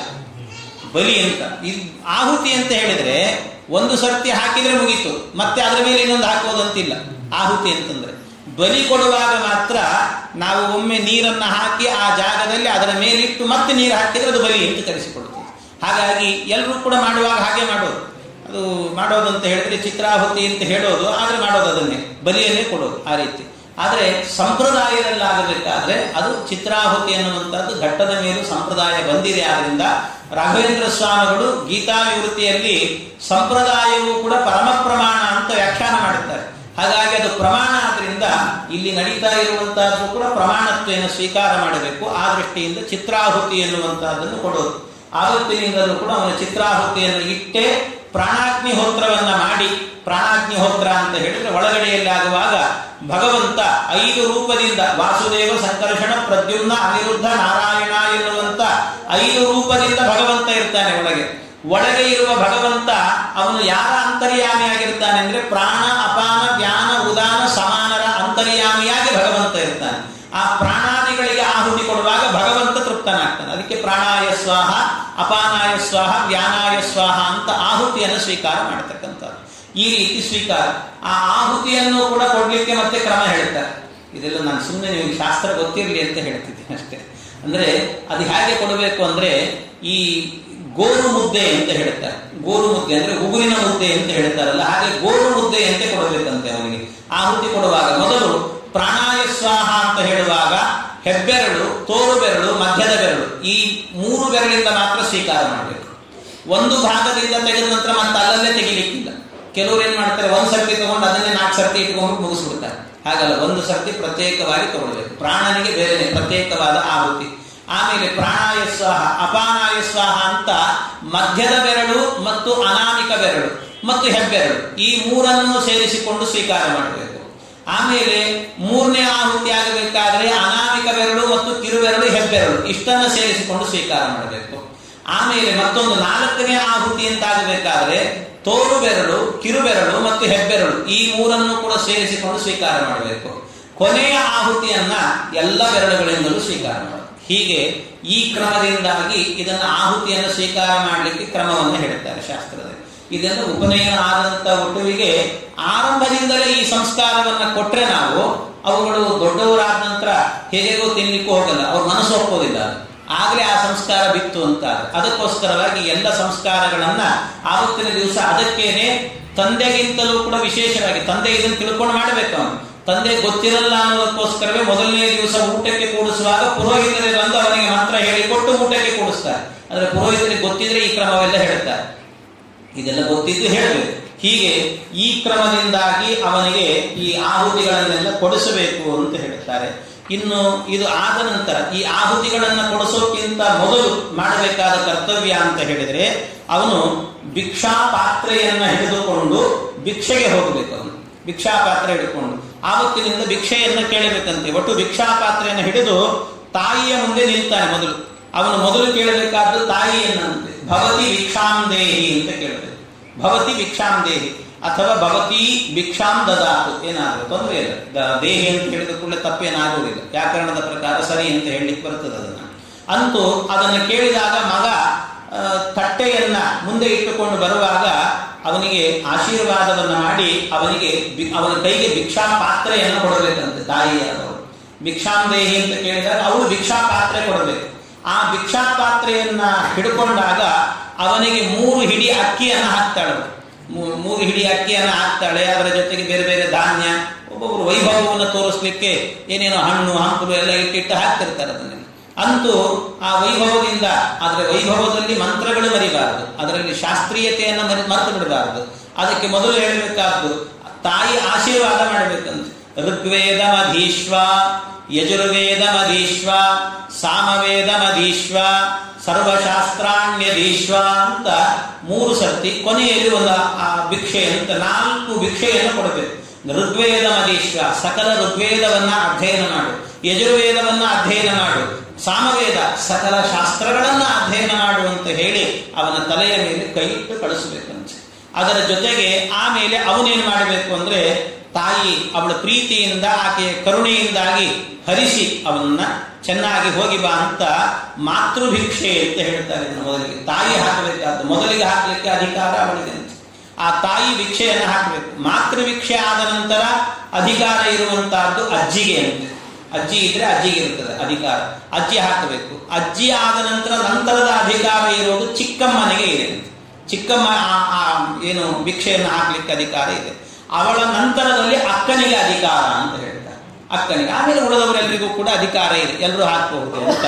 ಈ ರೀತಿಯಲ್ಲಿ ಅದನ್ನ ಇದೆಲ್ಲ ಏನು ಅಂತ ಹೇಳಿದ್ರೆ ಅನುಪ್ರವಚನೀಯ ಹೋಮಕ್ಕೋಸ್ಕರವಾಗಿ ಬ್ರಾಹ್ಮಣ ಭೋಜನಕ್ಕಾಗಿ ಮಾಡತಕ್ಕಂಥ ಭಿಕ್ಷೆ ಇದೆಲ್ಲವೂ ಕೂಡ. ಭಿಕ್ಷೆ ನೀಡಿದಾಗ ಅವನು ಭಿಕ್ಷೆ ಅಂತ ಕೇಳಿದಾಗ ಯಾರೂ ಕೂಡ ಆಗಲ್ಲ ಅಂತ ಹೇಳಬಾರದು. ಅದಕ್ಕೆ ಜೊತೆಗೆ ತಾಯಿ ಹೇಳಬೇಕಂತೆ ಆ ಮಗುವಿಗೆ, ಯಾರು ನಿನಗೆ ಭಿಕ್ಷೆ ಹಾಕೋದಿಲ್ಲ ಅವರ ಮನೆಗೆ ಹೋಗಬೇಡ ಅಂತ ಹೇಳಬೇಕಂತೆ. ಬ್ರಹ್ಮಚಾರಿ ಅವನು ವೇದದ ಸಂರಕ್ಷಣೆಗೋಸ್ಕರವಾಗಿ ಭಿಕ್ಷೆಯನ್ನು ಕೇಳುತ್ತಾನೆ. ನಮ್ಮ ಕರ್ತವ್ಯ, ಗೃಹಸ್ಥನಾದವರ ಕರ್ತವ್ಯ, ಅವನು ವೇದಾಧ್ಯಯನ ಮಾಡುತ್ತಿದ್ದಾನೆ, ವೇದದ ಪರಂಪರೆಯನ್ನು ಉಳಿಸ್ತಾ ಇದ್ದಾನೆ, ಆದ್ರಿಂದ ಅವನಿಗೆ ಭಿಕ್ಷೆ ಹಾಕಬೇಕು ಅಂತ. ಎಲ್ಲಿಯಾದ್ರೂ ವಿದ್ಯಾಪೀಠಗಳಿದ್ರೆ ಗೃಹಸ್ಥನ ಕರ್ತವ್ಯ ಏನು ಅಂದ್ರೆ ಪ್ರತಿನಿತ್ಯ ಮಾಡಬೇಕು. ಆಗ್ಲಿಲ್ಲ ಅಂದ್ರೆ ತಿಂಗಳಿಗೆ ಒಮ್ಮೆ ಆದ್ರೂ ಹೋಗಿ ಎಲ್ಲಿ ವೇದಾಧ್ಯಯನ ಮಾಡುವಂತ ಒಟ್ಟುಗಳಿರ್ತಾರೋ ಅವರಿಗೆ ಒಂದಷ್ಟು ಸಂಭಾವನೆ ಕೊಟ್ಟು ಬರಬೇಕಂತೆ, ದಕ್ಷಿಣೆ ಕೊಟ್ಟು ಬರಬೇಕಂತೆ. ವಿದ್ಯಾಪೀಠಗಳಿಗೆ ಹೋಗಿ ಕೊಟ್ಟು ಬರಬೇಕು ಅಂತ. ಯಾಕೆ ಅಂದ್ರೆ ವೇದದ ಪರಂಪರೆಯನ್ನು ರಕ್ಷಣೆ ಮಾಡ್ತಾ ಇರ್ತಾರೆ ಅವರೆಲ್ಲರೂ ಕೂಡ. ಗೃಹಸ್ಥ ಮನೆಯಲ್ಲಿ ಇರ್ತಾನೆ, ಗೃಹಸ್ಥನ ಕರ್ತವ್ಯ ಅವನು ಉಳಿಸಬೇಕು. ಅವನು ಮಾಡ್ಲಿಕ್ಕೆ ಆಗ್ತಿಲ್ಲ ಅಂತ ಬ್ರಹ್ಮಚಾರಿಗಳು ಮಾಡ್ತಿದ್ದಾರಲ್ಲ, ಅವರನ್ನ ರಕ್ಷಣೆ ಮಾಡುವಂತಹ ಕರ್ತವ್ಯ ಈ ಗೃಹಸ್ಥನಿಗೆ ಇದೆ. ಆದ್ರಿಂದ ಅವನು ಮಾಡಬೇಕಂತೆ. ಇಷ್ಟೆಲ್ಲ ಮಾಡಿದ ನಂತರ ಆಮೇಲೆ ಮುಂದೆ ಆಗಬೇಕಾದ್ರೆ ಊಟಕ್ಕೆ ಕೂಡುವ ಹೊತ್ತಿನಲ್ಲಿ ಬ್ರಾಹ್ಮಣರ ಕೈಯಿಂದ ಎಲೆಯಲ್ಲಿ ಹಾಕಿದಂತ ಪದಾರ್ಥಗಳನ್ನೆಲ್ಲ ಒಂದು ಸ್ವಲ್ಪ ಸಿಹಿ ಪದಾರ್ಥ ಅದು ಅಂತೂ ಹಾಕಿಸಿ ಅವನಿಗೆ ಭಿಕ್ಷಾಂ ದೇಹಿ ಅಂತ, ಭವಾನ್ ಭಿಕ್ಷಾಂ ದದಾತು, ಭವತಿ ಭಿಕ್ಷಾಂ ದದಾತು ಅಂತ ಹೀಗೆಲ್ಲ ಕೇಳಿ ಅವನು ಕೂತ್ಕೊಳ್ತಾನೆ, ಊಟಕ್ಕೆ ಕೂತ್ಕೊಳ್ತಾನೆ. ಹೀಗೆ ಆ ಒಟ್ಟು ಇನ್ನು ಮೇಲೆ ಹೇಗೆ ಅಂತ ಹೇಳಿದ್ರೆ ಸುಖದ ಸುಪ್ಪತ್ತಿಗೆಯಲ್ಲಿ ಇರಬಾರದಂತೆ. ಒಟ್ಟು ಆವತ್ತಿನಿಂದ ಮೆತ್ತನೆ ಹಾಸಿಗೆಯಲ್ಲಿ ಮಲಗುವಂತಹದ್ದು, ಸುಖದ ನಿದ್ದೆಯನ್ನು ಮಾಡುವುದು, ಇದನ್ನೆಲ್ಲ ಬಿಡಬೇಕು. ಜೀವನದಲ್ಲಿ ಯಾವತ್ತು ಉಪನಯನ ಆಯಿತೋ ಆವತ್ತಿನಿಂದಲೂ ಕೂಡ ಮೆತ್ತನೆ ಹಾಸಿಗೆಯ ಮೇಲೆ ಮಲಗಬಾರದು. ಜೊತೆಗೆ ಸುಖವಾದ ನಿದ್ದೆ ಅಂತ ಮಾಡಬಾರದು. ಬಹಳ ಹೊಟ್ಟೆ ಒಡೆಯುವಂತೆ ತಿಂದು ತೇಗಿ ಆಗಲ್ಲಪ್ಪ ಇನ್ನ ಅಂತ ಮಲಗಿದ್ರೆ ಮತ್ತೆ ಏಳ್ಲಿಕ್ಕಾಗಲ್ಲ ಅನ್ನೋ ಸ್ಥಿತಿಯಲ್ಲಿ ಇರಬಾರದು. ಯಾಕೆ ಅಂತ ಹೇಳಿದ್ರೆ ಅವನು ಬ್ರಹ್ಮಚಾರಿ. ಅವನ ಕರ್ತವ್ಯ ಏನು ಅಂತ ಹೇಳಿದ್ರೆ ಅವನ ಕರ್ತವ್ಯ ಪರಿಪೂರ್ಣವಾಗಿ ಇರುವಂತಹ ಕರ್ತವ್ಯ ಅಧ್ಯಯನ. ಅದನ್ನು ಕ್ಷಣಶಃ ಕಣಶಚ್ಚೈವ ವಿದ್ಯಾಂ ಅರ್ಥಂಚ ಸಾಧಯೇತ್ ಅಂತ ಹೇಳ್ತಾರಲ್ಲ, ಹಾಗೆ ಧನ ಸಂಪಾದನೆ ಮಾಡುವವನು ನಿರಂತರ ಮಾಡಬೇಕು. ವಿದ್ಯಾ ಸಂಪಾದನೆ ಮಾಡ್ಲಿಕ್ಕಿರುವಂತಹ ವಯಸ್ಸಿನಲ್ಲಿ ಅದನ್ನು ಬಿಟ್ಟು ಉಳಿದದ್ದನ್ನ ಆಲೋಚನೆಯೇ ಮಾಡಬಾರ್ದಂತೆ. ಹಾಗಾಗಿ ಈ ಕ್ರಮದಿಂದಾಗಿ ಮಾಡತಕ್ಕಂಥದ್ದು ಇದೆಲ್ಲವೂ ಕೂಡ ಅವನಿಗೆ ಇರೋದು. ಆಮೇಲೆ ಅವನು ಬ್ರಹ್ಮಚಾರಿ ಬಂದ ಅಂದ್ರೆ ಅವನಿಗೆಲ್ಲ ಕೆಲವೆಲ್ಲ ಅಧಿಕಾರ, ಅಂದ್ರೆ ಗೃಹಸ್ಥನಿಗೆ ಅಧಿಕಾರ ಇದೆ ಅಂತ. ಏನು ಕೊಡಬೇಕು ಅವನಿಗೆ ದಾನ ಕೊಡೋದು ಅಂತ ಆದ್ರೆ ಪಂಚಪಾತ್ರೆ, ಉದ್ಧರಣೆ, ಸಂಧ್ಯಾವಂದನೆಗೆ ಬೇಕಾಗಿರುವಂತಹದ್ದು, ಅಗ್ನಿ ಕಾರ್ಯಕ್ಕೆ ಬೇಕಾದಂತ ಕುಂಡದ ದಾನವನ್ನು ಮಾಡಬಹುದು. ನಿತ್ಯ ಅವನು ಮುದ್ರೆ ಹಚ್ಚಿಕೊಳ್ತಾನಲ್ಲ, ಮುದ್ರಾ ದಾನವನ್ನು ಮಾಡಬಹುದಂತೆ. ಅದರ ಜೊತೆಗೆ ಅವನ ಅಧ್ಯಯನಕ್ಕೆ ಏನು ಪುಸ್ತಕಗಳು ಬೇಕಿರ್ತದೋ ಅಂತಹ ದಾನಗಳನ್ನು ಮಾಡಬಹುದು. ಅದನ್ನು ಬಿಟ್ಟು ಆ ಬ್ರಹ್ಮಚಾರಿಗೆ ಬಂಗಾರ ದಾನ ಮಾಡಿದೆ, ಹಾಸಿಗೆ ದಾನ ಮಾಡಿದೆ, ಇಂಥದ್ದನ್ನೆಲ್ಲ ಮಾಡಬಾರ್ದು. ಮಕ್ಕಳಿಗೆಲ್ಲ ಅದನ್ನು ನೋಡಿ ಹೇಳಿದ್ದಾರೆ ಬಹಳ ಚೆನ್ನಾಗಿ, ಅದನ್ನಂತೂ ಮೊದಲು ಮಾಡಬಾರದು ಅಂತ. ಅದನ್ನು ಯಾರು ದಾನ ಮಾಡಲ್ಲ, ತಂದೆ ತಾಯಿಗಳೇ ಮಾಡಿಬಿಟ್ಟಿರ್ತಾರೆ. ಮಾತು ಕೇಳಲ್ಲ ಅಂತ ತಂದೆ ತಾಯಿಗಳೇ ಮೊಬೈಲ್ ದಾನ ಮಾಡಿಬಿಟ್ಟಿರ್ತಾರೆ, ಮಾತು ಕೇಳಪ್ಪ ನೀನು ಅಂತ. ಅದನ್ನು ಮೊದಲು ಮಾಡಬಾರದು ಅಂತ ಹೇಳ್ತಾರೆ. ಹೀಗೆ ಇವೆಲ್ಲ ದಾನ ಮಾಡಲಿಕ್ಕೆ ಇರುವಂತಹದ್ದು. ಇಂತಹ ದಾನಗಳನ್ನೆಲ್ಲ ಮಾಡಬೇಕಂತೆ. ಹೀಗೆ ದಾನವನ್ನೆಲ್ಲ ಮಾಡಿ ಅವನನ್ನ ಆವತ್ತಿನಿಂದಲೂ ಕೂಡ ಅವನಿಗೆ ಮೇಧಾ ಜನನವನ್ನ, ಅಲ್ಲಿ ಒಂದಷ್ಟು ಮೇಧಾ ಸೂಕ್ತ ಅಂತ ಒಂದು ಸೂಕ್ತ ಇದೆ. ಆ ಸೂಕ್ತವನ್ನ ಹೇಳಿ ಮೇಧಾ ಜನನ ಆಗಬೇಕು ಅವನಿಗೆ. ತಲೆಯಲ್ಲಿ ಚೆನ್ನಾಗಿ ಮೇಧಸ್ಸು, ಆ ಮೇಧಸ್ಸು ಅಲ್ಲೆಲ್ಲ ದೇವತೆಗಳು ಬರ್ತಾರೆ. ಮೇಧಾಂ ಮಹ್ಯಮಂಗೀರಸೋ ಮೇಧಾಂ ಸಪ್ತ ಋಷಾಯೋ ದದುಹು ಅಂತ ಮಂತ್ರ ಆರಂಭ ಆಗ್ತದೆ. ಅದರಲ್ಲಿ ಆ ಮಂತ್ರದಲ್ಲಿ ಸಪ್ತಋಷಿಗಳು, ದೇವಾನುದೇವತೆಗಳು ಅವರೆಲ್ಲರನ್ನು ಕೂಡ ಪ್ರಾರ್ಥನೆ ಮಾಡಿ ಕೇಳೋದೇನು ಅಂದ್ರೆ ಮೇಧಾಶಕ್ತಿ. ಮೇಧಾಶಕ್ತಿ ಅಂತ ಹೇಳಿದ್ರೆ ಓದಿದ ವಿಷಯ ಎನ್ನುವಂತಹದ್ದು ತಲೆಯಿಂದ ಎಲ್ಲೂ ಹೋಗದೇನೆ ಅಲ್ಲೇ ಗಟ್ಟಿಯಾಗಿರಲಿ, ಅದನ್ನು ರಕ್ಷಣೆ ಮಾಡಿ. ಓದಿದಂತಹ ವಿಷಯ ಓದ್ತೀವಿ, ಅರ್ಥ ಆಗಿರುತ್ತೆ, ಆದ್ರೆ ಮರ್ತು ಹೋಗಿರುತ್ತೆ. ಆ ಮರಿಬಾರ್ದಲ್ವಾ, ಮರೆಯದಂತೆ ತಲೆಯಲ್ಲೇ ಉಳಿಯುವಂತೆ ಆಗಬೇಕು ಅಂತ ಆದ್ರೆ ಮೇಧಾಶಕ್ತಿ ಬರಬೇಕು. ಅದಕ್ಕೋಸ್ಕರ ಆ ಮೇಧಾ ಸೂಕ್ತವನ್ನ ಹೇಳಿ ಬ್ರಾಹ್ಮಣರೆಲ್ಲರೂ ಕೂಡ ಆಶೀರ್ವಾದ ಮಾಡುತ್ತಾರೆ. ಅದಕ್ಕೆ ತಂದೆಗೆ ಮುಖ್ಯವಾದ ಕರ್ತವ್ಯ ಇದೆ. ಮೇಧಾಶಕ್ತಿ ಅವನಿಗೆ ವೃದ್ಧಿಸೋದಕ್ಕೋಸ್ಕರ ಅವನು ಮೇಧಾ ಸೂಕ್ತವನ್ನು ಕಲಿತು ಆಶೀರ್ವಾದ ಮಾಡಬೇಕು. ಅವನಿಗೆ ಮೇಧಾ ಸೂಕ್ತವೇ ಗೊತ್ತಿಲ್ಲ ಅಂದ್ರೆ ಕಷ್ಟ. ಹಾಗೆ ಆ ಮೇಧಾ ಸೂಕ್ತದಿಂದಾಗಿ ಆಶೀರ್ವಾದವನ್ನು ಮಾಡಬೇಕು ತಂದೆಯಾದವನು. ಮಾಡಿ ಅವನ ತಲೆಯಲ್ಲಿ ಚೆನ್ನಾಗಿ ಗಾಯತ್ರಿ ಮಂತ್ರದ ಶಕ್ತಿಯಿಂದ ಓದಿದ್ದೆಲ್ಲವೂ ಕೂಡ ನಾಶವಾಗದೆ ಗಟ್ಟಿ ನಿಲ್ಲಬೇಕು. ಅದರ ಜೊತೆಗೆ ಏನಾಗಬೇಕು ಅಂದ್ರೆ ಗುರುಗಳ ಮಂತ್ರಾಕ್ಷತೆ ನಿತ್ಯ ತಲೆಗಿರಬೇಕು. ರಾಯರು ಮೊದಲಾದಂಥ ಮಹಾತ್ಮರು ಇರ್ತಾರಲ್ಲ, ಅಂಥವರ ಮಂತ್ರಾಕ್ಷತೆ. ಯಾಕೆ ಅಂದ್ರೆ ಟೀಕಾಕೃತ್ವ ಅದರ ಚರಿತ್ರೆಯಲ್ಲಿ ಒಂದು ಕಥೆ ಬರುತ್ತದೆ. ಅವರ ಚರಿತ್ರೆಯಲ್ಲಿ ಯಾವುದೋ ಒಂದು ಊರಲ್ಲಿ ನೀರು ಹರಿತಿತ್ತಂತೆ. ನೀರು ಹರಿಯುವಾಗ ಅದಕ್ಕೆ ಎಷ್ಟು ಒಡ್ಡು ಕಟ್ಟಿದ್ರು ಕೂಡ, ಮಣ್ಣು ಹಾಕಿ ಒಡ್ಡು ಕಟ್ಟಿದ್ರು ಅದು ನಿಲ್ತಾ ಇರಲಿಲ್ಲ ಅಂತ. ಅದು ಕಿತ್ಕೊಂಡೇ ಬರ್ತಿತ್ತು, ಮಣ್ಣು ಎಲ್ಲ ಕಿತ್ಕೊಂಡ್ಬಂದು ಹೊರ ಹೋಗ್ತಿತ್ತು ನೀರು. ಅದಕ್ಕೆ ಏನಾದ್ರೂ ಮಾಡಿ ನಿಲ್ಲಿಸಬೇಕು ಅಂತ ಟೀಕಾಕೃತ್ವ ಅದರ ಬಳಿಗೆ ಹೋಗಿ ಕೇಳಿದ್ರಂತೆ. ಟೀಕಾರಾಯರು 4 ಕಾಳು ಮಂತ್ರಾಕ್ಷತೆ ಕೊಟ್ಟು ಅದನ್ನು ಹಾಕಿದ್ರಂತೆ. ಹಾಕಿದ ಕೂಡಲೇ ಆ ಒಡ್ಡು ಕಟ್ಟಿದ್ರೆ ನೀರೇ ಹರಿದು ಹೋಗಲಿಲ್ಲ, ಅಲ್ಲೇ ನಿಂತ್ಕೊಳ್ತಂತೆ. ಹಾಗೆ ಟೀಕಾಕೃತ್ಪಾದರಂತ ಮಹಾತ್ಮರನ್ನು ಹಿಡಿದು ಎಲ್ಲ ರಘುತ್ತಮ ತೀರ್ಥರು, ವಾಗರಾಜರು, ವ್ಯಾಸರಾಜರು, ರಾಯರು ಇವರೆಲ್ಲರನ್ನ ಸ್ಮರಣೆ ಮಾಡಿಕೊಂಡು ನಿತ್ಯ 2 ಕಾಳು ಮಂತ್ರಾಕ್ಷತೆ ಹಾಕೊಳ್ಬೇಕು. ಗುರುಗಳ ಮಂತ್ರಾಕ್ಷತೆ ಹಾಕಿದಾಗ ಏನಾಗುತ್ತೆ, ನೀರು ಹರಿದು ಹೋಗ್ತದಲ್ಲ. ಹಾಗೆ ನಮ್ಮಲ್ಲೂ ಕೂಡ ಏನಾಗುತ್ತೆ ಅಂದ್ರೆ ಜ್ಞಾನ ಗಂಗೆ, ಜ್ಞಾನ ಈ ಕಿವಿಗೆ ಬರುತ್ತದೆ, ಈ ಕಿವಿಯಿಂದ ಹರಿದು ಹೋಗ್ತಿರ್ತದಂತೆ. ಯಾವಾಗ ನಾವು ಮಂತ್ರಾಕ್ಷತೆಯನ್ನು ತಲೆ ಮೇಲೆ ಹಾಕೊಂಡು ಕೇಳುತ್ತೇವೋ, ಯಾವ ರೀತಿ ಟೀಕಾಕೃತ್ಪಾದರ ಮಂತ್ರಾಕ್ಷತೆ ಹಾಕಿದ ಕೂಡಲೇನೆ ನೀರು ಹರಿಯದೆ ಅಲ್ಲೇ ನಿಂತುಕೊಳ್ಳುತ್ತೋ, ಹಾಗೆ ಮಂತ್ರಾಕ್ಷತೆ ಹಾಕೊಂಡು ಕೇಳಿದ್ರೆ ಮೇಧಾಶಕ್ತಿ ವೃದ್ಧಿಸಿ ಅದು ಅಲ್ಲೇ ಇರುತ್ತಂತೆ. ಅಧ್ಯಯನ ಮಾಡಿದ್ದೆಲ್ಲ ಅಲ್ಲೇ ಉಳಿಯುತ್ತದೆ. ಅದಕ್ಕೋಸ್ಕರವಾಗಿ ನಿತ್ಯದಲ್ಲೂ ಕೂಡ ಅದನ್ನು ಹಾಕ್ಕೊಳ್ಬೇಕು ಅಂತ ಹೇಳ್ತಾರೆ. ಈ ರೀತಿ ಇದೆಲ್ಲ ಬ್ರಹ್ಮಚಾರಿಗೆ ಕರ್ತವ್ಯಗಳಿವೆಲ್ಲ ಅಂತ ಹೇಳ್ತಾರೆ.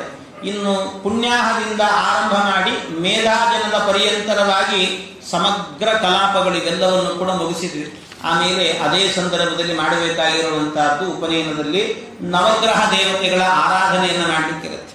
ಆ ನವಗ್ರಹ ದೇವತೆಗಳ ಆರಾಧನೆ ಎನ್ನುವುದು ಬೇಕು. ಅದಕ್ಕೆ ತಂದೆ ಗಾಯತ್ರಿ ಮಂತ್ರವನ್ನ 10,000 ಮಾಡಿರ್ತಾನೆ. ಆ 10,000 ಮಾಡಿದ್ದಕ್ಕೆ ಫಲ ಸಿಗೋದಕ್ಕೋಸ್ಕರ ವಿಶೇಷ ದಾನವನ್ನ ಮಾಡಬೇಕಂತವನು. ಆಮೇಲೆ ಇನ್ನು ಉಳಿದಂತೆ ವಟುವಿಗೆ ಬಟ್ಟೆ ಗಿಟ್ಟೆ ಅಂತ ಕೊಡೋದಿದ್ರೆ ಕೊಡಬಹುದಂತೆ. ಅವನು ಉಟ್ಟುಕೊಳ್ಳಲಿಕ್ಕೆ ಯೋಗ್ಯವಾಗಿರುವಂತ ಬಟ್ಟೆ ಅಂತ ಹೇಳ್ತಾರೆ. ಇವತ್ತೆಲ್ಲ ಬಟ್ಟೆ ಕೊಡ್ತಿರ್ತಾರೆ. ಅದೊಂದು ಹಬ್ಬ ಅನ್ನೋದಕ್ಕಿಂತ, ಅದು ಅವನು ವೇದಾಧ್ಯಯನಕ್ಕೆ ಹೋಗ್ತಾನೆ ಅನ್ನೋದಕ್ಕಿಂತಲೂ ಕೂಡ ಅದೊಂದು ಸಂಭ್ರಮ ಅಂತ ಆಗೋಗಿ, ಅದು ವೇದಾಧ್ಯಯನದ ಕರ್ತವ್ಯಕ್ಕೆ ಹೋಗ್ತಾ ಇರುವವನು.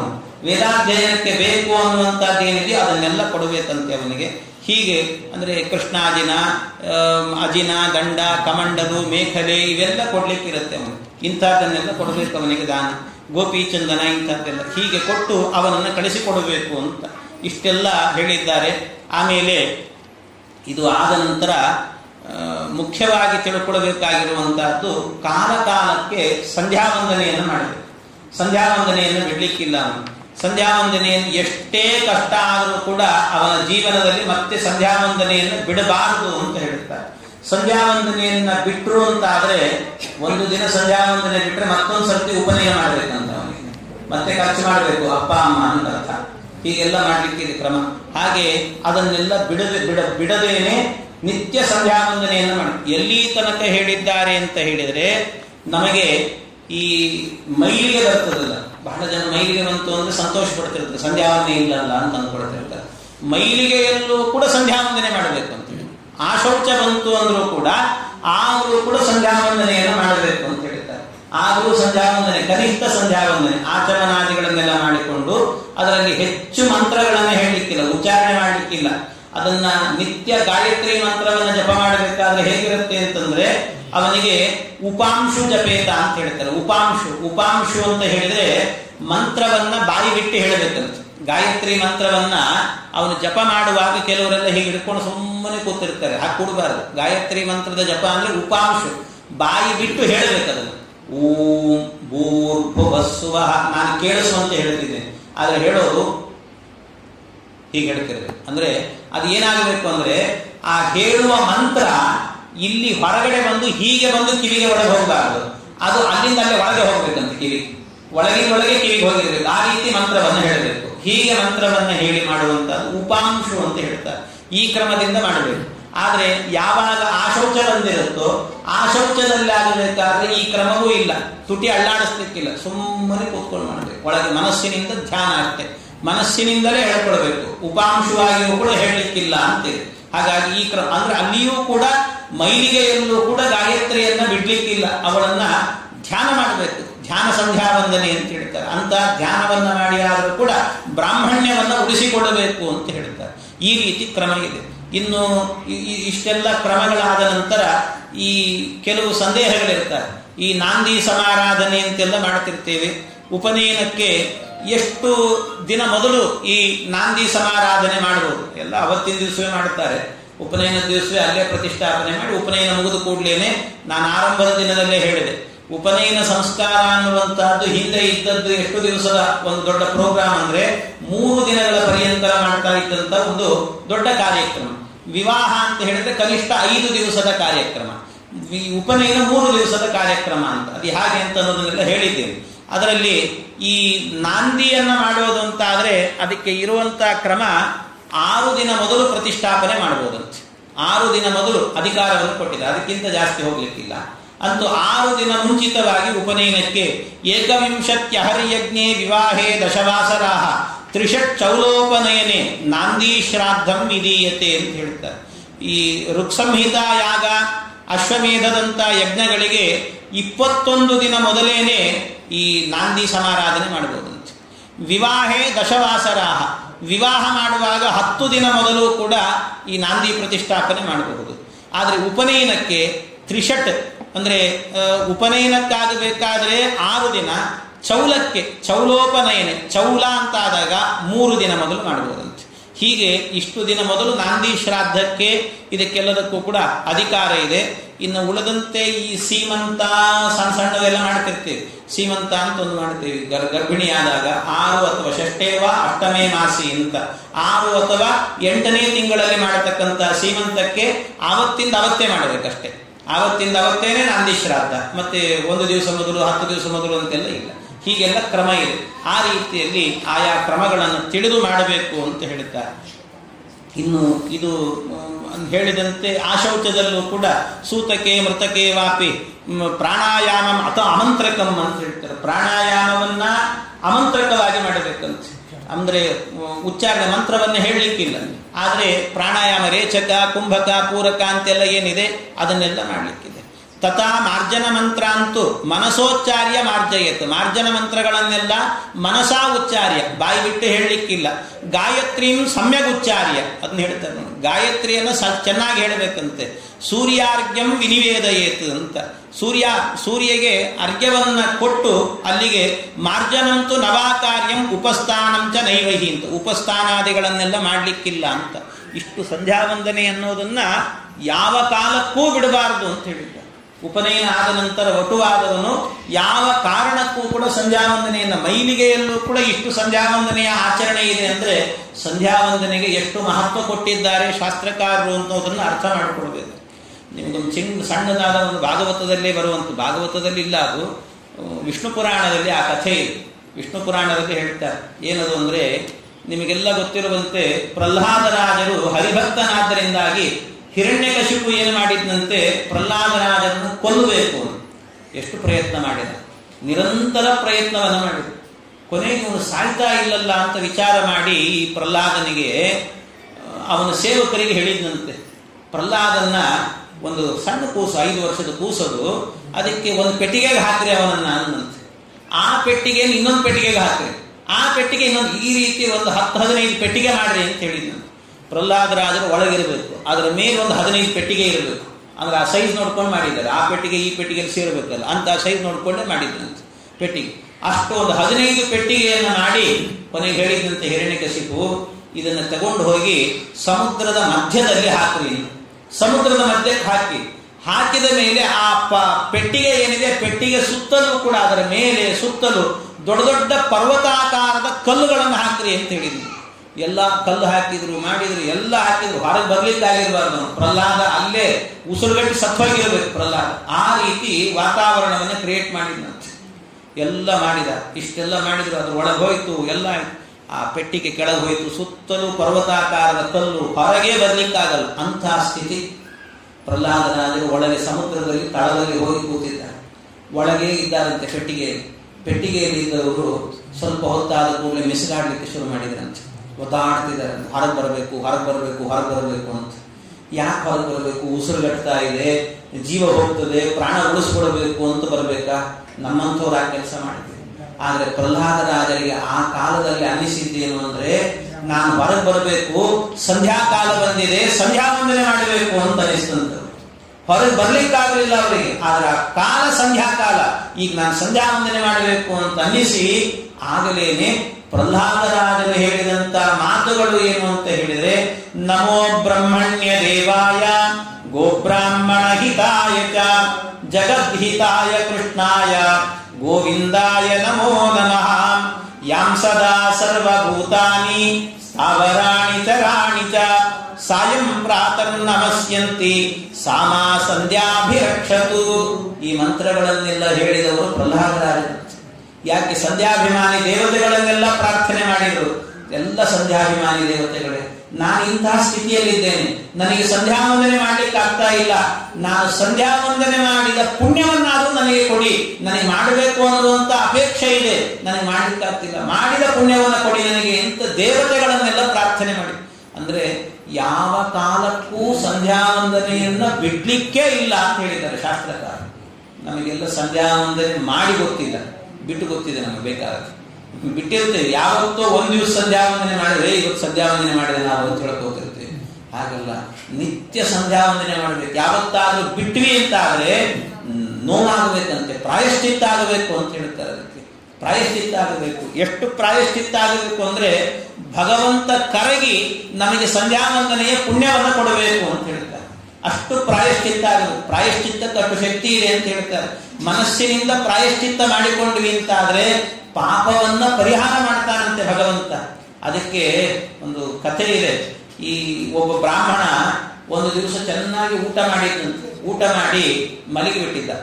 ಸಾಯಂಕಾಲ 6 ಹೊಡೆದ್ರು ಕೂಡ ಎದ್ದಿಲ್ಲ ಅವನು. ಸಂಧ್ಯಾ ವಂದನೆ ಮಾಡಬೇಕು ಆ ಕಾಲ, ಸಂಧ್ಯಾ ಕಾಲ, ಎದ್ದಿಲ್ಲ. ಊಟ ಚೆನ್ನಾಗಾಗ್ಬಿಟ್ಟಿದೆ, ಪಾಪ ಮಲಗಿಬಿಟ್ಟಿದ್ದಾನೆ, ಏಳ್ಲಿಕ್ಕಾಗಿಲ್ಲ ಅವನಿಗೆ. ಸಾಯಂಕಾಲದ ಹೊತ್ತು ಅವನು ಮಲಗಿದಾಗ ಸುಮಾರು ಒಂದು 7-8 ಗಂಟೆ ಹೊತ್ತಿಗೆ ಒಬ್ಬ ಯಾರೋ ಬಂದಂತೆ, ಒಳ್ಳೆ ಕುರೂಪಿ ಇದ್ದಂತೆ. ಆ ಕುರೂಪಿ ಬಂದು ಎಬ್ಬಿಸಿದಂತೆ ಅವನು. ಬ್ರಾಹ್ಮಣ ಎದ್ದೇಳು ಎದ್ದೇಳು ಅಂತ ಎಬ್ಬಿಸಿದ. ಏನು ಅಂತ ಎದ್ದು ಕೂಡಲೇ, ಅಯ್ಯೋ ಏನೋ ಸಂಧ್ಯಾ ವಂದನೆ ಕಾಲ ಮೀರಿ ಹೋಗ್ತಾ ಇದೆ, ಸಂಧ್ಯಾ ವಂದನೆ ಮಾಡಿ ನೀನು ಅಂತ ಹೇಳಿದಂತೆ. ಆ ಬ್ರಾಹ್ಮಣನಿಗೆ ಹೇಳಿದ್ದು. ಅದಕ್ಕೆ ಕುರೂಪಿ ಬಂದು ಹೇಳಿದ ಕೂಡಲೇ ಸಂತೋಷದಿಂದ ಅಯ್ಯೋ ಹೌದಲ್ಲ ಅಂತ ಹೋಗಿ ಬಡಬಡ ಸಂಧ್ಯಾ ವಂದನೆ ಮಾಡಿದ್ನಂತ. ಆಮೇಲೆ ಅವನಿಗೆ ಮತ್ತೆ ಎಚ್ಚರಿಕೆ ಆಯಿತು, ಏನು ಯಾರು ಬಂದು ಎಬ್ಬಿಸಿದ್ರು ನನ್ನನ್ನ? ಕುರೂಪಿ. ಆ ಕುರೂಪಿ ಬೇರೆ ಯಾರು ಅಲ್ಲ, ಯಾರು ಅಂತ ಹೇಳಿದ್ರೆ ಕಲಿ ಬಂದಿದ್ನಂತೆ. ಕಲಿ ಬಂದು ಬ್ರಾಹ್ಮಣನಿಗೆ ಎಬ್ಬಿಸಿದ್ನಂತೆ. ಏಳೋ ಬ್ರಾಹ್ಮಣ, ಬೇಗ ಸಂಧ್ಯಾ ವಂದನೆ ಮಾಡಿ ನೀನು, ಕಾಲ ಮೀರಿ ಹೋಗ್ತಾ ಇದೆ ಅಂತ. ಅದಕ್ಕೆ ಅವನಿಗೆ ಆಶ್ಚರ್ಯ ಆಯ್ತು. ಆಮೇಲೆ ಸಂಧ್ಯಾ ವಂದನೆ ಮಾಡ್ತಿರುವಾಗ ನೆನಪಾಯ್ತಂತೆ, ಕಲಿ ಸಂಧ್ಯಾ ವಂದನೆಗೆ ವಿಘ್ನ ಮಾಡಬೇಕು, ಅವನು ಸಂಧ್ಯಾ ವಂದನೆ ಮಾಡ್ಲಿಕ್ಕೆ ಅವಕಾಶ ಕೊಡಬಾರದು. ಅಂಥ ಕಲಿ ನನಗೆ ಬಂದು ಹೇಳ್ತಾ ಇದ್ದಾನಲ್ಲ, ಸಂಧ್ಯಾ ವಂದನೆ ಮಾಡೋ ಬ್ರಾಹ್ಮಣ ಅಂತ ಹೇಳ್ತಿದ್ದಾನಲ್ಲ, ಏನು ವಿಚಿತ್ರ ಇದು ಅಂತ ಅನಿಸಿ ಮತ್ತೆ ಕಲಿ ಹತ್ರ ಹೋಗಿ ಕೇಳಿದಂತೆ, ಕಲಿ ನೀನು ಸಂಧ್ಯಾ ವಂದನೆ ಮಾಡಬೇಡ ಅನ್ನಬೇಕು, ಅಂಥ ಕಲಿಗೆ ಸಂಧ್ಯಾ ವಂದನೆ ಮಾಡಂತ ಹೇಳಿದೆಲ್ಲ ನೀನು, ಯಾಕೆ ಅಂತ ಕೇಳಿದರೆ ಕಲಿ ಹೇಳಿದಂತೆ, ನೋಡು ನಿನಗೆ ಅರ್ಜೆಂಟಲ್ಲಿ ಎಬ್ಬಿಸಿದಾಗ ಏನೋ ಮಾಡಬೇಕಲ್ಲ, ಹೌದಲ್ಲ ಸಂಧ್ಯಾ ವಂದನೆ ಟೈಮ್ ಮೀರಿ ಹೋಯ್ತು ಅಂತ ಅರ್ಧಂಬರ್ಧ ಸಂಧ್ಯಾ ವಂದನೆ ಆದ್ರೂ ಮಾಡಿ ಮುಗಿಸ್ಬಿಡ್ತೀವಿ. ಅಷ್ಟನ್ನು ಮಾಡಿದ್ರು ಕೂಡ ನಾನು ನೀನು ಒಳಗೆ ಸೇರ್ಕೊಳ್ಳಿಕ್ಕಾಗತ್ತೆ. ಆದ್ರೆ ಆಮೇಲೆ ನೀನೇನಾದ್ರೂ ಸಂಧ್ಯಾ ವಂದನೆ ಮಾಡ್ಲಿಕ್ಕಾಗದೇನೆ, ಅಯ್ಯೋ ದೇವರೇ ಇವತ್ತು ಮಾಡ್ಲಿಕ್ಕೆ ಆಗ್ಲಿಲ್ಲಲ್ಲಪ್ಪ ದೇವರೇ ಅಂತ ಪ್ರಾಯಶ್ಚಿತ್ತ ಮಾಡಿಕೊಂಡ್ರೆ ಸಂಧ್ಯಾ ವಂದನೆ ಫಲವನ್ನು ದೇವರು ಕೊಟ್ಬಿಡ್ತಾನೆ ನಿನಗೆ. ಅದಕ್ಕೋಸ್ಕರವಾಗಿ ಆ ಫಲ ಸಿಗಬಾರದು ಅನ್ನೋದಕ್ಕೋಸ್ಕರ ಎನಿಸಿದೆ ನಿನ್ನ ಅಂತ ಹೇಳಿದ್ನಂತ. ಹೀಗೆ ಕಲಿ ಹೀಗಿರ್ತಾನೆ. ಆದ್ರಿಂದ ಕಾಲ ಕಾಲಕ್ಕೆ ಸಂಧ್ಯಾ ವಂದನೆ ಮಾಡ್ಲಿಲ್ಲ ಅಂದ್ರೆ ದುಃಖ ಆಗಬೇಕು ಅವತ್ತಿನ ದಿವಸ. ಮತ್ತೆ ದುಃಖ ಆಗಬೇಕು ಅಂತ ನಾ ಹೇಳಿದ್ದೀನಿ ಅಂತ ನೀವು ದುಃಖ ಮಾಡ್ಕೊಳ್ಳಿ, ಮನಸ್ಸಿನಿಂದ ಆಗಬೇಕು ದುಃಖ ಎನ್ನುವಂತ. ಆ ರೀತಿ ಸಂಧ್ಯಾ ವಂದನೆಯ ಬಗ್ಗೆ ಅದನ್ನೆಲ್ಲ ತಿಳ್ಕೊಂಡಿರಬೇಕು ಅಂತ ಹೇಳುತ್ತಾರೆ. ಹೀಗೆ ಬ್ರಹ್ಮವರ್ಚಸ ಕಾಮಸ್ಯ ಕಾರ್ಯಂ ವಿಪ್ರಸ್ಯ ಪಂಚಮಿ, ಇದನ್ನೆಲ್ಲ ಹೇಳುತ್ತಾರೆ. ಉಪನಯನವನ್ನ ಇಷ್ಟು ಮಾಡಿ ನಿತ್ಯ ಸಂಧ್ಯಾ ವಂದನೆ ಮಾಡಬೇಕು. ಮಕ್ಕಳಿಗೆ ಬಹಳ ಜನ ಉಪನಯನ ಮಾಡಬೇಕು ಅಂದ್ರೆ ಒಂದು ಖರ್ಚು ಬಗ್ಗೆ ಯೋಚನೆ ಮಾಡ್ತಿರ್ತಾರೆ. ನೀವು ದಯವಿಟ್ಟು ಹೇಳುತ್ತೇನೆ ಏನು ಅಂದ್ರೆ, ಮಕ್ಕಳಿಗೆ ನಾವು ಸಂಪಾದನೆ ಕಡಿಮೆ ಮಾಡಿದ್ದೇವೆ, ಖರ್ಚಾಗತ್ತಲ್ಲ ಅಂತ ಅಂದುಕೊಂಡು ಬಂಧು ಬಾಂಧವರನ್ನ ಕರೀಲಿಕ್ಕಾಗಲ್ಲ ಅಂತ ಅವರು ಉಪನಯನವನ್ನು ತಡ ಮಾಡಬೇಡ್ರಿ. ಯಾಕೆಂದ್ರೆ ಕಾಲಕ್ಕೆ ಮಾಡಬೇಕು ಅಂತ ಹೇಳ್ತಾರೆ. ಆ ವಯಸ್ಸು ಮೀರಿ ಹೋಯ್ತು ಅಂದ್ರೆ ಮಹಾಪರಾಧ, ತಂದೆಗೆ ಮಹಾ ದೊಡ್ಡ ಪಾಪ ಇದೆ ಅಂತ ಹೇಳಿದ್ದಾರೆ. ಅದರಿಂದ ಆ ಪಾಪ ಹತ್ತಿರಕ್ಕೆ ಬರಬಾರದು ಅಂದ್ರೆ ಕಾಲಕ್ಕೆ ಉಪನಯನ ಮಾಡಬೇಕಂತ. ಸಕಾಲಕ್ಕೆ ಮಾಡಬೇಕು ಅಂತ ಹೇಳ್ತಾರೆ. ಯಾಕೆ? ವೇದಾಧ್ಯಯನಕ್ಕೆ ಗರ್ಭಾಷ್ಟಮೇ ಉಪನಯಿತ. ಗರ್ಭದಿಂದ 8ನೇ ವಯಸ್ಸು ಅಂದ್ರೆ ಗರ್ಭದಲ್ಲಿ ಕೂಸು ಬಿದ್ದಿದೆ ಅಂದ್ರೆ ಅಲ್ಲಿಂದ 8ನೇ ವಯಸ್ಸು ಅಂದ್ರೆ ಹುಟ್ಟಿದ ಮೇಲೆ 7ನೇ ವಯಸ್ಸು ಅಂತ ಅರ್ಥ. 7 ವರ್ಷಕ್ಕೇನೆ ಆ ಉಪನಯನ ಎನ್ನುವಂತಹದ್ದನ್ನು ಮಾಡಬೇಕು. ಹೀಗೆ ಅದನ್ನ ಮೊದಲನೇ ದಿವಸ ಹೇಳಿದೆ ನಾನು. ಉಪನಯನಕ್ಕೆ ಬ್ರಹ್ಮವರ್ಚಸ ಕಾಮಸ್ಯ ಕಾರ್ಯಂ ವಿಪ್ರಸ್ಯ ಪಂಚಮಿ ಅಂತ ಹೇಳ್ತಾರೆ. 5ನೇ ವರ್ಷಕ್ಕೆ ಉಪನಯನ ಮಾಡಬೇಕಂತೆ. ಹುಟ್ಟಿದ 5 ವರ್ಷಕ್ಕೆ ಉಪನಯನ. ಅದು ಯಾವಾಗ ಅಂದ್ರೆ ಮಂತ್ರ ಸ್ಪಷ್ಟವಾಗಿ ಉಚ್ಚಾರಣೆ ಮಾಡಲಿಕ್ಕೆ ಮಗುವಿಗೆ ಬರುತ್ತೆ ಅಂತಾದ್ರೆ ಮಾಡ್ಬೋದು. ಧ್ರುವರಾಜರಿಗೆ ಪ್ರಹ್ಲಾದರಾಜರಿಗೆಲ್ಲ 5 ವರ್ಷಕ್ಕೆ ಮಾಡಿದ್ದಂತೆ ಉಪನಯನ. ಹಾಗಾಗಿ ಆ ಕಾಲದಲ್ಲಿ ಉಪನಯನವನ್ನು ಮಾಡಬಹುದು. ಇಲ್ಲ ಅಂದ್ರೆ ಉಪನಯನಕ್ಕೆ ಸರಿಯಾದ ಕಾಲ ಅಂದ್ರೆ 7 ಅಂದ್ರೆ 8ನೇ ವರ್ಷ ಅಂದ್ರೆ ಗರ್ಭದಿಂದ ಹಿಡ್ಕೊಂಡು ಪರಮ ಮುಖ್ಯವಾದಂತ ಕಾಲ ಅಂತ ಹೇಳ್ತಾರೆ. ಇನ್ನು 9ರಿಂದ 12 ಅನ್ನುವಂತಹದ್ದೇನಿದೆ ಅದು ಅಲ್ಪ ಸ್ವಲ್ಪ ಪರವಾಗಿಲ್ಲ. ಆಮೇಲೆ 13ರಿಂದ ಮಾಡ್ತಕ್ಕಂಥದ್ದೆಲ್ಲ ಗೌಣ ಕಾಲ. ಅದರ ಮೇಲೆ ಮಾಡಿದ್ರು ಅಂದ್ರೆ ಅಧಮ ಕಾಲ. ಅದರ ಮೇಲೆ ಅಂತ ಹೇಳಿದ್ರೆ ಇನ್ನೇನು ನಾಳೆ ಮದುವೆ ಅಂದ್ರೆ ಹಿಂದಿನ ದಿವಸ ಉಪನಯನ ಮಾಡ್ಕೊಳ್ಳೋದಿರ್ತದಲ್ಲ, ಅದು ಎಷ್ಟು ಅಧಮ ಅಂತ ಅಧಮ ಅನ್ನೋದನ್ನು ಒಂದು 100 ಸರ್ತಿ ಇಟ್ಟುಕೊಳ್ರಿ. ಅಂಥ ಕಾಲ ಅಂತ ಅರ್ಥ. ಅಂಥ ಕಾಲ. ಆದ್ರಿಂದ ಇದು ಮದುವೆಗೋಸ್ಕರ ಉಪನಯನ ಅಂತ ಆಗೋಗ್ಬಿಡುತ್ತದೆ. ಮದುವೆಗೋಸ್ಕರ ಅಂತ ಉಪನಯನ ಸಂಧ್ಯಾವಂದನೆ ಇಲ್ಲ. ಜೀವನದುದ್ದಕ್ಕೂ ಸಂಧ್ಯಾವಂದನೆ, ಅರ್ಧ ಆಯುಷ್ಯ ಮುಗಿದು ಹೋಯ್ತು ಅವನು ಅಲ್ಲಿಗೆ. ಹಾಗೆ ಈ ರೀತಿಯಲ್ಲಿ ಇಂಥ ಉಪನಯನವನ್ನು ಮಾಡಿಕೊಡಬಾರದು ಅಂತ ಹೇಳ್ತಾರೆ. ಇದೆಲ್ಲವೂ ಕೂಡ ಶಿಶುವಿಗೆ ಕೊಡಬೇಕಾಗಿರುವಂಥ ಸಂಸ್ಕಾರಗಳು ಅಂತ ಹೇಳಿದ್ದಾರೆ. ಆ ಕಾಲದಲ್ಲಿ ಅವರಿಗೆಲ್ಲ ಕೊಡಬೇಕು ಅಂತ. ಇಲ್ಲದೇ ಇದ್ರೆ ತಂದೆಗೆ ಒಂದು ಹೆಸರಿಡಬೇಕು ಅಂತ ಹೇಳ್ತಾರೆ. ಸಕಾಲದಲ್ಲಿ ಮಗನಿಗೆ ಉಪನಯನವನ್ನು ಮಾಡಲಿಲ್ಲ ಅಂದ್ರೆ ಆವತ್ತಿನಿಂದ ತಂದೆಯನ್ನ ಪುತ್ರದ್ರೋಹಿ ಅಂತ ಕರಿಬೇಕಂತ, ಅಥವಾ ವೇದದ್ರೋಹಿ ಅಂತ ಕರಿಬೇಕಂತ. ತಂದೆಗೆ ಹೆಸರಂತ ಆವತ್ತಿನಿಂದ. ಕಾಲಕ್ಕೆ ಉಪನಯನ ಮಾಡಲಿಲ್ಲ ಅಂದ್ರೆ ಒಂದು ಪುತ್ರದ್ರೋಹಿ ಅಥವಾ ಅವನಿಗೆ ವೇದದ್ರೋಹಿ ಅಂತ ಕರೀತಾರೆ. ಅದರಿಂದ ಯಾರು ಬರಲಿ ಬಿಡ್ಲಿ ಆ ವೇದಾಧ್ಯಯನದ ಪರಂಪರೆ ಉಳಿಬೇಕು ಅನ್ನೋದಕ್ಕೋಸ್ಕರವಾಗಿ ಮಾಡಬೇಕು. ಗುರುಗಳವನಿಗೆ ಅದಕ್ಕೋಸ್ಕರವೇ ಆಶೀರ್ವಾದ ಮಾಡಿ ಕಳಿಸ್ತಾರೆ. ವೇದಮನುತ್ಯಾಚಾರ್ಯ ಅಂತೇವಾಚಿನ ಮನುಷಾಸ್ತೆ ಸತ್ಯಂ ವದ ಧರ್ಮಂ ಚರ. ಎಲ್ಲೂ ಕೂಡ ಪ್ರಜಾತಂತು ವ್ಯವಚ್ಛೇತ್ಸೀಹಿ, ಈ ಪ್ರಜಾತಂತುವನ್ನ ವೇದಾಧ್ಯಯನದ ಪರಂಪರೆಯನ್ನ ನಿಲ್ಲಿಸಬೇಡ, ಆ ಮಕ್ಕಳಿಂದ ವೇದಾಧ್ಯಯನವನ್ನು ಮಾಡಿಸು ಅಂತ ಹೇಳ್ತಕ್ಕಂಥ ಈ ರೀತಿ ಇದೆಲ್ಲ ಕ್ರಮ ಇದೆ. ಹೀಗೆ ಉಪನಯನಕ್ಕೆ ಇರುವಂತಹದ್ದು ಈ ಕ್ರಮಗಳನ್ನು ಹೇಳಿದ್ದಾರೆ. ಇನ್ನು ಉಪನಯನಕ್ಕೆ ಗುರುಬಲವನ್ನು ನೋಡಬೇಕು ಅಂತ. ಗುರುಬಲ, ಅದರಲ್ಲಿ ಗುರುಬಲ ಅಂತ ಹೇಳಿದ್ರೆ ನವಗ್ರಹಗಳಲ್ಲಿ 5ನೆಯ ಗ್ರಹ ಏನಿದ್ದಾನೆ ಬೃಹಸ್ಪತಿ ಅಂತ ಕರಿತೀವಿ, ಅವನ ಬಲ ಎನ್ನುವಂತಹದ್ದು. ಅವನು ಋಗ್ವೇದದ ಅಧಿಪತಿ ಅಂತ ಹೇಳ್ತಾರೆ. ಅವನು ಒಬ್ಬ ಗ್ರಹ, ಆದ್ರಿಂದ ಅವನು ದೇವಗುರು. ಅವನು ವೇದಾಭಿಮಾನಿಯಾಗಿರುವಂತ ಈ ಗುರು ಅನುಕೂಲ ಇಲ್ಲದೆ ಇದ್ದಾಗ ವೇದಾಧ್ಯಯನಕ್ಕೂ ಕೂಡ ಆ ಕಾಲ ಸರಿಯಾಗುವುದಿಲ್ಲ. ಸ್ವಲ್ಪ ಗುರುವಿನ ಅನುಗ್ರಹವೂ ಕೂಡ ಬೇಕಾಗುತ್ತೆ. ಗುರು ಅನುಗ್ರಹದಿಂದ ಮಾಡಬೇಕು ಅಂತ. ಶಿಶುವಿನ ಜನ್ಮರಾಶಿಯನ್ನು ನೋಡಬೇಕು. ಶಿಶುವಿನ ಜನ್ಮರಾಶಿ ಅದನ್ನು ನೋಡುವಂತ ಒಂದು ಸಣ್ಣ ಕ್ರಮ ಅಷ್ಟೇ. ಶಿಶುವಿನ ಜನ್ಮರಾಶಿಯಿಂದ ಅನುಕೂಲ ಸ್ಥಾನಗಳು ಯಾವುದು ಅಂತ ಹೇಳಿದ್ರೆ ಗುರು ಅವನ ಜನ್ಮರಾಶಿ ಅಂದ್ರೆ ಹುಟ್ಟಿದ ಕೂಸೇನಿರ್ತದೆ ಆ ಒಟುವಿನ ಜನ್ಮರಾಶಿಯಿಂದ 2 ಅಥವಾ 5, 7, 9, 11ನೇ ಸ್ಥಾನದಲ್ಲಿ ಗುರು ಇದ್ರೆ ಗುರುಬಲ ಇದೆ ಅಂತ ತಿಳ್ಕೊಂಡು, ಈ ಸ್ಥಾನಗಳಲ್ಲಿ ಗುರು ಇದ್ದಾನೆ ಅಂತ ಆದ್ರೆ ಅದಕ್ಕೆ ಗುರುಬಲ ಇದೆ ಅಂತ ಅರ್ಥ. ಇನ್ನು 1, 3, 6, 10ನೇ ಸ್ಥಾನಗಳಲ್ಲಿ ಇದ್ದ ಅಂತ ಆದ್ರೆ ಗುರುಬಲ ಇಲ್ಲ ಅಂತ ಅರ್ಥ. ಆದ್ರಿಂದ ಅನಿವಾರ್ಯ ಪರಿಸ್ಥಿತಿಗಳಿತ್ತು ಅಂತಾದ್ರೆ ಮಾತ್ರ ಆಗ ಗುರು ಶಾಂತಿ ಅಂತ ಒಂದು ಮಾಡಬೇಕು. ಅದನ್ನು ಮಾಡಿ ಉಪನಯನ ಮಾಡಿಕೊಳ್ಬಹುದು.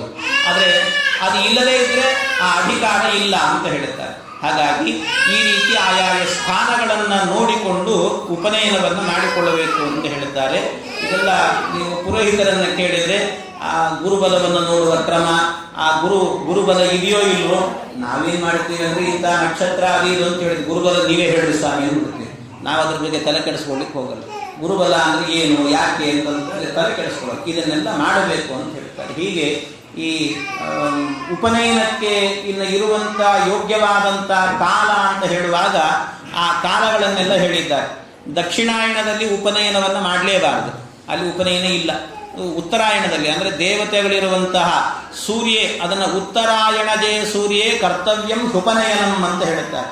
ಉತ್ತರಾಯಣಜೇ ಸೂರ್ಯ ಉತ್ತರಾಯಣದಲ್ಲಿ ಇದ್ದಾಗ ಅಂದ್ರೆ ಉತ್ತರ ದಿಕ್ಕಿಗೆ ಸಂಚಾರ ಮಾಡ್ತಾ ಇರುವಾಗ ಆ ಕಾಲದಲ್ಲಿ ಕರ್ತವ್ಯಂ ಹಿ ಉಪನಯನಂ ಅಂತ ಉಪನಯನವನ್ನು ಮಾಡಬೇಕು ಅಂತ.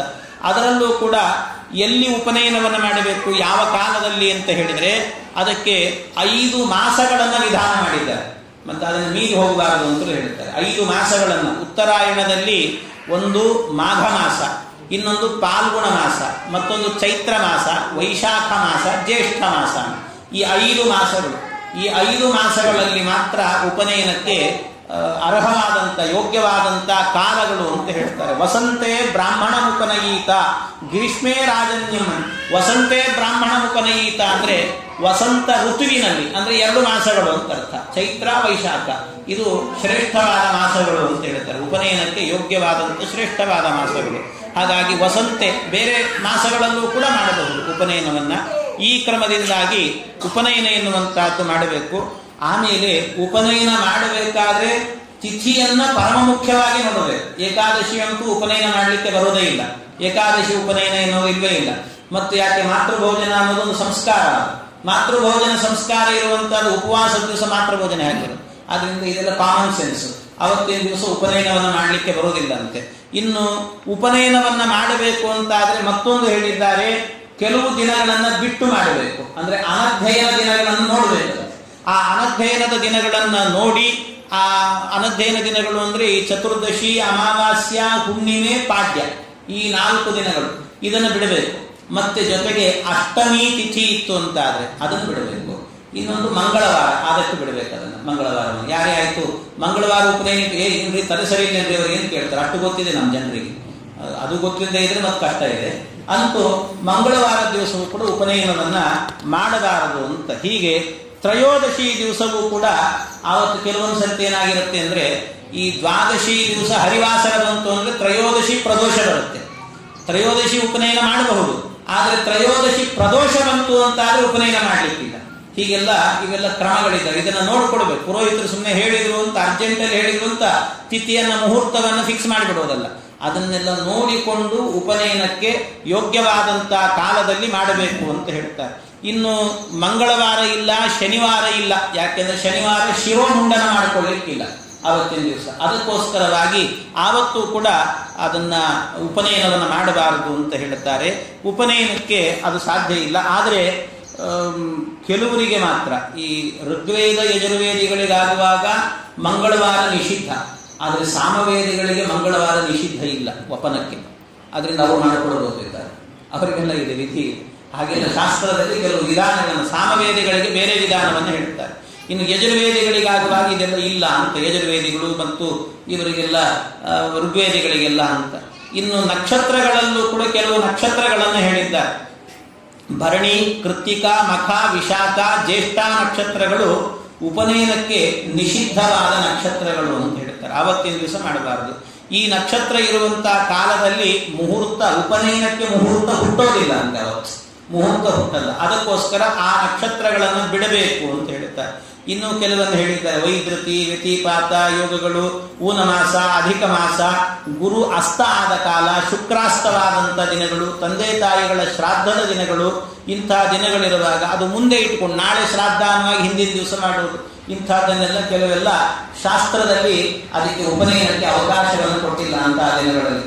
ಅದರಿಂದ ಯೋಗ್ಯವಾದಂಥ ಕಾಲವನ್ನ ಸರಿಯಾದ ಪುರೋಹಿತರನ್ನ ಕೇಳಿಕೊಂಡು, ಪಿತೃವೋಪನಯೇತ್ ಪುತ್ರಂ ತದಭಾವೇ ಪಿತುಪಿತ, ತದಭಾವೇ ಪಿತೃಭ್ರಾತ, ತದಭಾವೇತು ಸೋದರ ಅಂತ ಕೆಲವೆಲ್ಲ. ಇಷ್ಟು ಉಪನಯನಕ್ಕೆ ಯೋಗ್ಯ ಕಾಲ. ಅದರ ಜೊತೆಗೆ ಉಪನಯನವನ್ನ ಮಾಡಲಿಕ್ಕೆ ಅಧಿಕಾರ ಯಾರಿಗೆ ಅಂತ ಹೇಳ್ತಾರೆ. ತಾರಾನುಕೂಲಗಳನ್ನೆಲ್ಲ ನೋಡಿಕೊಂಡು ಉಪನಯನ ಮಾಡಬೇಕು. ಆ ಉಪನಯನ ಮಾಡಲಿಕ್ಕೆ ಒಂದು ತಂದೆ ಇಲ್ಲ ಅಂತಾದ್ರೆ ಅಜ್ಜ ಮಾಡಬೇಕಂತ, ಅಜ್ಜ ಇರಬೇಕು. ಅಜ್ಜ ಇದ್ದಾಗ ಮಾಡಬಹುದು. ಇಲ್ಲ ಅಜ್ಜನೂ ಇಲ್ಲ ಅಂತಾದ್ರೆ ಆಗ ದೊಡ್ಡಪ್ಪನಿಗೆ ಅಧಿಕಾರ ಇದೆ. ದೊಡ್ಡಪ್ಪ ಇಲ್ಲ ಅಂತಾದ್ರೆ ಚಿಕ್ಕಪ್ಪನಿಗೆ ಅಧಿಕಾರ, ಚಿಕ್ಕಪ್ಪ ಇಲ್ಲ ಅಂತಾದ್ರೆ ಅಣ್ಣನಿಗೆ ಅಧಿಕಾರ. ಹೀಗೆ ಅಧಿಕಾರದಲ್ಲೂ ಕೂಡ ತಾರತಮ್ಯ ಇದೆ. ಇವರಿವರಿಗೆ ಅಧಿಕಾರಗಳನ್ನು ಕೊಟ್ಟು ಉಪನಯನಕ್ಕೆ ಕೊನೆಯಲ್ಲಿ ಅಣ್ಣನಿಗೆ ಕೊಡ್ತಾರೆ. ಹೀಗೆ ಉಪನಯನವನ್ನು ಮಾಡಲಿಕ್ಕೆ ಇವರಿಗೆಲ್ಲ ಅಧಿಕಾರ ಇದೆ ಅಂತ. ಹೀಗೆ ಉಪನಯನದ ಕಾಲವನ್ನು ಹೇಳುತ್ತಾರೆ. ಅರ್ಕಮಂಡಲಗಂ ವಿಷ್ಣುಂ ಧ್ಯಾತ್ವೈವ ತ್ರಿಪದೀಂ ಜಪೇತ್ ಸಹಸ್ರ ಪರಮಾಂ ದೇವೀಂ ಶತಮಧ್ಯಾಂ ದಶಾವರಾಂ. ಹೀಗೆ ಇನ್ನು ಗಾಯತ್ರಿ ಮಂತ್ರವನ್ನು ಉಪದೇಶ ಪಡ್ಕೊಂಡು ಅವನ ಆವತ್ತಿನಿಂದ, ನಾನು ಹೇಳಿದೆ ನಿನ್ನೆನೆ, 1, 10 ಇಲ್ಲ 100 ಅಥವಾ 1000 ಇಷ್ಟು ಗಾಯತ್ರಿ ಮಂತ್ರದ ಜಪವನ್ನು ಮಾಡಬೇಕು ಅಂತ ಹೇಳ್ತಾರೆ. ಗಾಯತ್ರಿ ಮಂತ್ರದ ಜಪವನ್ನು ಮಾಡಬೇಕಾದ್ರೆ ಅದಕ್ಕೆ ಇಷ್ಟಿಷ್ಟು ಅಂತ. ದಶರೂಪಿಣೆ ಶತ ಸಹಸ್ರ ರೂಪಿಣೆ ಅಂತ ದಶ ಶತ ಸಹಸ್ರ ಎನ್ನುವಂಥ ರೂಪದಿಂದ ಆ ಭಗವಂತನನ್ನ ಧ್ಯಾನ ಮಾಡಿ, ಅಂದ್ರೆ ಆ ಗಾಯತ್ರಿ ಮಂತ್ರದಿಂದ ಉಪಾಸನೆ ಮಾಡಬೇಕು ಅಂತ ಹೇಳಿದ್ದಾರೆ. ಈ ರೀತಿ ಉಪಾಸನೆಯನ್ನು ಮಾಡಿಕೊಂಡು ಆ ಕಾಲವನ್ನು, ಯೋಗ್ಯವಾದ ಕಾಲವನ್ನು ಮಾಡಿಕೊಂಡು ಅದಕ್ಕೆ ಹೇಳೋದು, ಅದು ಒಂದು ಕಾಲ ಯೋಗ್ಯವಾಗಿತ್ತು ಅಂತಾದ್ರೆ ಆ ಕಾಲಕ್ಕೆ ಸರಿಯಾಗಿ ದೇವಾನುದೇವತೆಗಳು, ನಕ್ಷತ್ರಾಭಿಮಾನಿ ದೇವತೆಗಳು ಎಲ್ಲರೂ ಆ ಕಾಲಕ್ಕೆ ಬಂದು ಹರಿಸ್ತಾರಂತೆ ಆ ವಟುವಿನ ಮೇಲೆ ಪೂರ್ಣವಾಗಿ ಅನುಗ್ರಹ ಮಾಡುತ್ತಾರೆ. ಅದಕ್ಕೆ ನಾವು ಆ ಕಾಲದಲ್ಲಿ ಹೇಳೋದೇ ಹಾಗೆ ಅಂದ್ರೆ ಸುಮುಹೂರ್ತೆ ಸಾವಧಾನಾಹ ಸುಲಗ್ನೇ ಸಾವಧಾನಾಹ, ಅಂದ್ರೆ ಎಲ್ಲ ಸಾವಧಾನದಿಂದ ಇರಲಿ. ಒಳ್ಳೆ ಮುಹೂರ್ತ ಬರ್ತಾ ಇದೆ, ದೇವಾನುದೇವತೆಗಳೆಲ್ಲರೂ ಕೂಡ ಬರ್ತಾ ಇದ್ದಾರೆ, ವಟುವಿಗೆ ಸಂರಕ್ಷಣೆ ಮಾಡುತ್ತಾರೆ. ಅಲ್ಲಿ ಪ್ರತಿ ಶ್ಲೋಕದಲ್ಲೂ ಕುರ್ಯಾದ್ವಟೋರ್ ಮಂಗಲಂ, ವಟುವಿಗೆ ಮಂಗಲವನ್ನ ಮಾಡಿ ಅಂತ ಕೇಳೋದು ದೇವಾನುದೇವತೆಗಳನ್ನು. ಸುಮುಹೂರ್ತ ಬರ್ತಾ ಇದೆ, ನಿಲ್ಲಿ ಬರ್ತಾ ಇದ್ದೀವಿ ನಾವು ಅಂತ ಅವರೆಲ್ಲ ಬರ್ತಾರಂತ ಆ ಕಾಲಕ್ಕೆ. ಸುಲಗ್ನ ಬರ್ತಾ ಇದೆ, ಲಕ್ಷ್ಮೀನಾರಾಯಣರು ಬರುತ್ತಿದ್ದಾರೆ, ಅವರು ಅನುಗ್ರಹ ಮಾಡುತ್ತಾರೆ ಅಂತ ಅದನ್ನು ಹೇಳುವಂಥದ್ದು. ಆ ಕಾಲದಲ್ಲಿ ಅದಕ್ಕೋಸ್ಕರ ದೇವತೆಗಳು ಬರುತ್ತಿದ್ದಾರೆ ಅನ್ನೋದಕ್ಕೋಸ್ಕರವಾದರೂ ಶಾಂತವಾಗಿರಬೇಕಂತ. ಎಲ್ಲರೂ ಸುಮುಹೂರ್ತೆ ಸಾವಧಾನ ಅಂತ ಹೇಳುವಾಗ ಬಂತಪ್ಪ ಮುಹೂರ್ತ ಬಂತು ಅಂತ ಪರಸ್ಪರ ಮಾತಾಡ್ತಿರ್ತಾರೆ. ಮಾತನಾಡೋದಲ್ಲ, ದೇವತೆಗಳು ಬರ್ತಿದ್ದಾರೆ ಅಂತ ಅನುಸಂಧಾನದಿಂದ ಕೈ ಮುಗಿದು ನಿಂತ್ಕೊಳ್ಬೇಕು ಆ ಕಾಲದಲ್ಲಿ. ಅವರೆಲ್ಲ ಆಶೀರ್ವಾದ ಮಾಡುವಾಗ ನಾವು ಮಂತ್ರಾಕ್ಷತೆಯನ್ನು ಹಾಕಿ ಆ ವಟುವಿಗೆ ಹರಿಸಬೇಕಂತೆ. ಈ ಕ್ರಮದಿಂದಾಗಿ ಉಪನಯನ ಎನ್ನುವಂತಹದ್ದನ್ನು ಮಾಡಬೇಕು ಅಂತ ಹೇಳ್ತಾರೆ. ಹೀಗೆ ಇನ್ನೂ ಅನೇಕ ಪ್ರಸಂಗಗಳಿದ್ದಾರೆ. ಇನ್ನು ವಾಮನರೂಪಿ ಭಗವಂತನಿಗೆ ಇದು ಯಾವುದೂ ಇಲ್ಲ, ಅವನು ವಿಧಿ ನಿಷೇಧಗಳಿಂದ ದೂರನಾಗಿದ್ದಾನೆ ಭಗವಂತ. ಅವನಿಗೆ ಯಾವ ವಿಧಿ ನಿಷೇಧಗಳು ಇಲ್ಲ. ಆದ್ರಿಂದ ಎಲ್ಲ ಕ್ಷಣ ಮಾತ್ರದಲ್ಲಿ ಉಪನಯನ ಮುಗಿದು ಹೋಯ್ತು ಅವನಿಗೆ. ಉಪನಯನ ಮುಗಿದದ್ದೇ ತಡ ತಾಯಿ ಭಿಕ್ಷಾ ಪಾತ್ರೆಯನ್ನ ಕೊಟ್ರೆ ಭಿಕ್ಷೆ ಕೇಳ್ತೇನೆ ಅಂತ ಅನ್ಕೊಂಡು ಯಾರನ್ನು ಬಿಟ್ಟು ಎಲ್ಲವನ್ನ ಬಿಟ್ಟು ಬಲಿಚಕ್ರವರ್ತಿ ಮನೆಗೆ ಹೋಗ್ತೇನೆ ಅಂತ ಭಗವಂತ ಬಲಿಚಕ್ರವರ್ತಿ ಮನೆಗೆ ಹೋಗ್ತಾನೆ. ಅವನು ಏನು ಕೇಳಿದಾನು ಅಂತ ನಿಮಗೆಲ್ಲ ಗೊತ್ತಿದೆ. ಅದನ್ನು ಏನು ಕೇಳಿದ ಅನ್ನೋದನ್ನು ಮತ್ತೆ ನಾವು 8ನೇ ತಾರೀಕು ಪುನಃ ಇದೇ ಸಂದರ್ಭದಲ್ಲೇನೆ ಆ ಉಪನಯನದ ಮಂಗಳ, ಅಂದ್ರೆ ಅವತ್ತಿನ ಈ ಉಪನ್ಯಾಸದ ಮಂಗಳವನ್ನು ಕೂಡ ಅವತ್ತಿನ ಮಾಡಿ, ಅವತ್ತಿನ ದಿವಸ ಎಲ್ಲರೂ ಕೂಡ ಇಲ್ಲೇ ತೀರ್ಥ ಪ್ರಸಾದಕ್ಕೆ ಬರಬೇಕು ಅಂತ ನಮ್ಮ ಕುಲಕರ್ಣಿಯವರು, ಕೆ ಕುಲಕರ್ಣಿಯವರು ಕೇಳುತ್ತಿದ್ದಾರೆ. ಅವರ ಪರವಾಗಿ ನಾನು ಹೇಳ್ತಾ ಇದ್ದೇನೆ. ಹೀಗೆ ಇಷ್ಟು ಅಂದ್ರೆ ಈ ಉಪನಯನ ಸಂಸ್ಕಾರದಲ್ಲಿ ಇಷ್ಟೆಲ್ಲ ಇದೆ, ಬಹಳವಾಗಿದೆ. ಅದನ್ನ ಇಲ್ಲಿ ಹೇಳಿದರ ಉದ್ದೇಶ ಏನಂದ್ರೆ, ಉಪನಯನ ಮಾಡ್ತಾ ಇದ್ದೀರಿ, ತಿಳಿದಾದರೂ ಮಾಡಿದರೆ ಒಂದಷ್ಟು ಪುಣ್ಯ ಇದೆ. ಎಷ್ಟು ಮಾಡ್ತೀವೋ ಅನ್ನೋದಕ್ಕಿಂತಲೂ ಕೂಡ ತಿಳಿದು ಮಾಡಿದಾಗ ಹೆಚ್ಚು ಪುಣ್ಯ ಇದೆ. ಆ ದೃಷ್ಟಿಯಿಂದ ಎಷ್ಟೆಷ್ಟು ಉಪನಯನ ಸಂಸ್ಕಾರದಲ್ಲಿ ಏನೇನು ಸಂಸ್ಕಾರಗಳಿದ್ದಾವೆ, ಅದಕ್ಕೆ ಕಾಲ ಯಾವುದು, ಈ ಎಲ್ಲ ವಿಷಯಗಳನ್ನ ಯಥಾಮತಿಯಾಗಿ ನಿರೂಪಣೆ ಮಾಡಿದ್ದೇನೆ. ಇದರಲ್ಲಿ ಏನಾದರೂ ಸದ್ವಿಚಾರಗಳು ಅಂತ ಮೂಡಿ ಬಂದಿದ್ರೆ ಅದೆಲ್ಲವೂ ಕೂಡ ನಮ್ಮ ಗುರುಗಳಾದಂಥ ಪರಮ ಪೂಜ್ಯ ಪೇಜಾವರ ಶ್ರೀ ವಿಶ್ವೇಶತೀರ್ಥ ಶ್ರೀಪಾದಂಗಳವರ ಅನುಗ್ರಹ, ಅವರ ಕಾರುಣ್ಯ, ತಪ್ಪಿದ್ದಲ್ಲಿ ನನ್ನದ್ದು ಅಂತ ಹೇಳ್ತಾ ಮತ್ತೆ 8ನೇ ತಾರೀಕಿನಂದು ಸೇರೋಣ ಅಂತ ಹೇಳ್ತಾ ಇಂದಿನ ಉಪನ್ಯಾಸ ಕೃಷ್ಣ ಅರ್ಪಣಮಸ್ತು. 8ನೇ ತಾರೀಕಿಗೆ 10 ಗಂಟೆಗೆ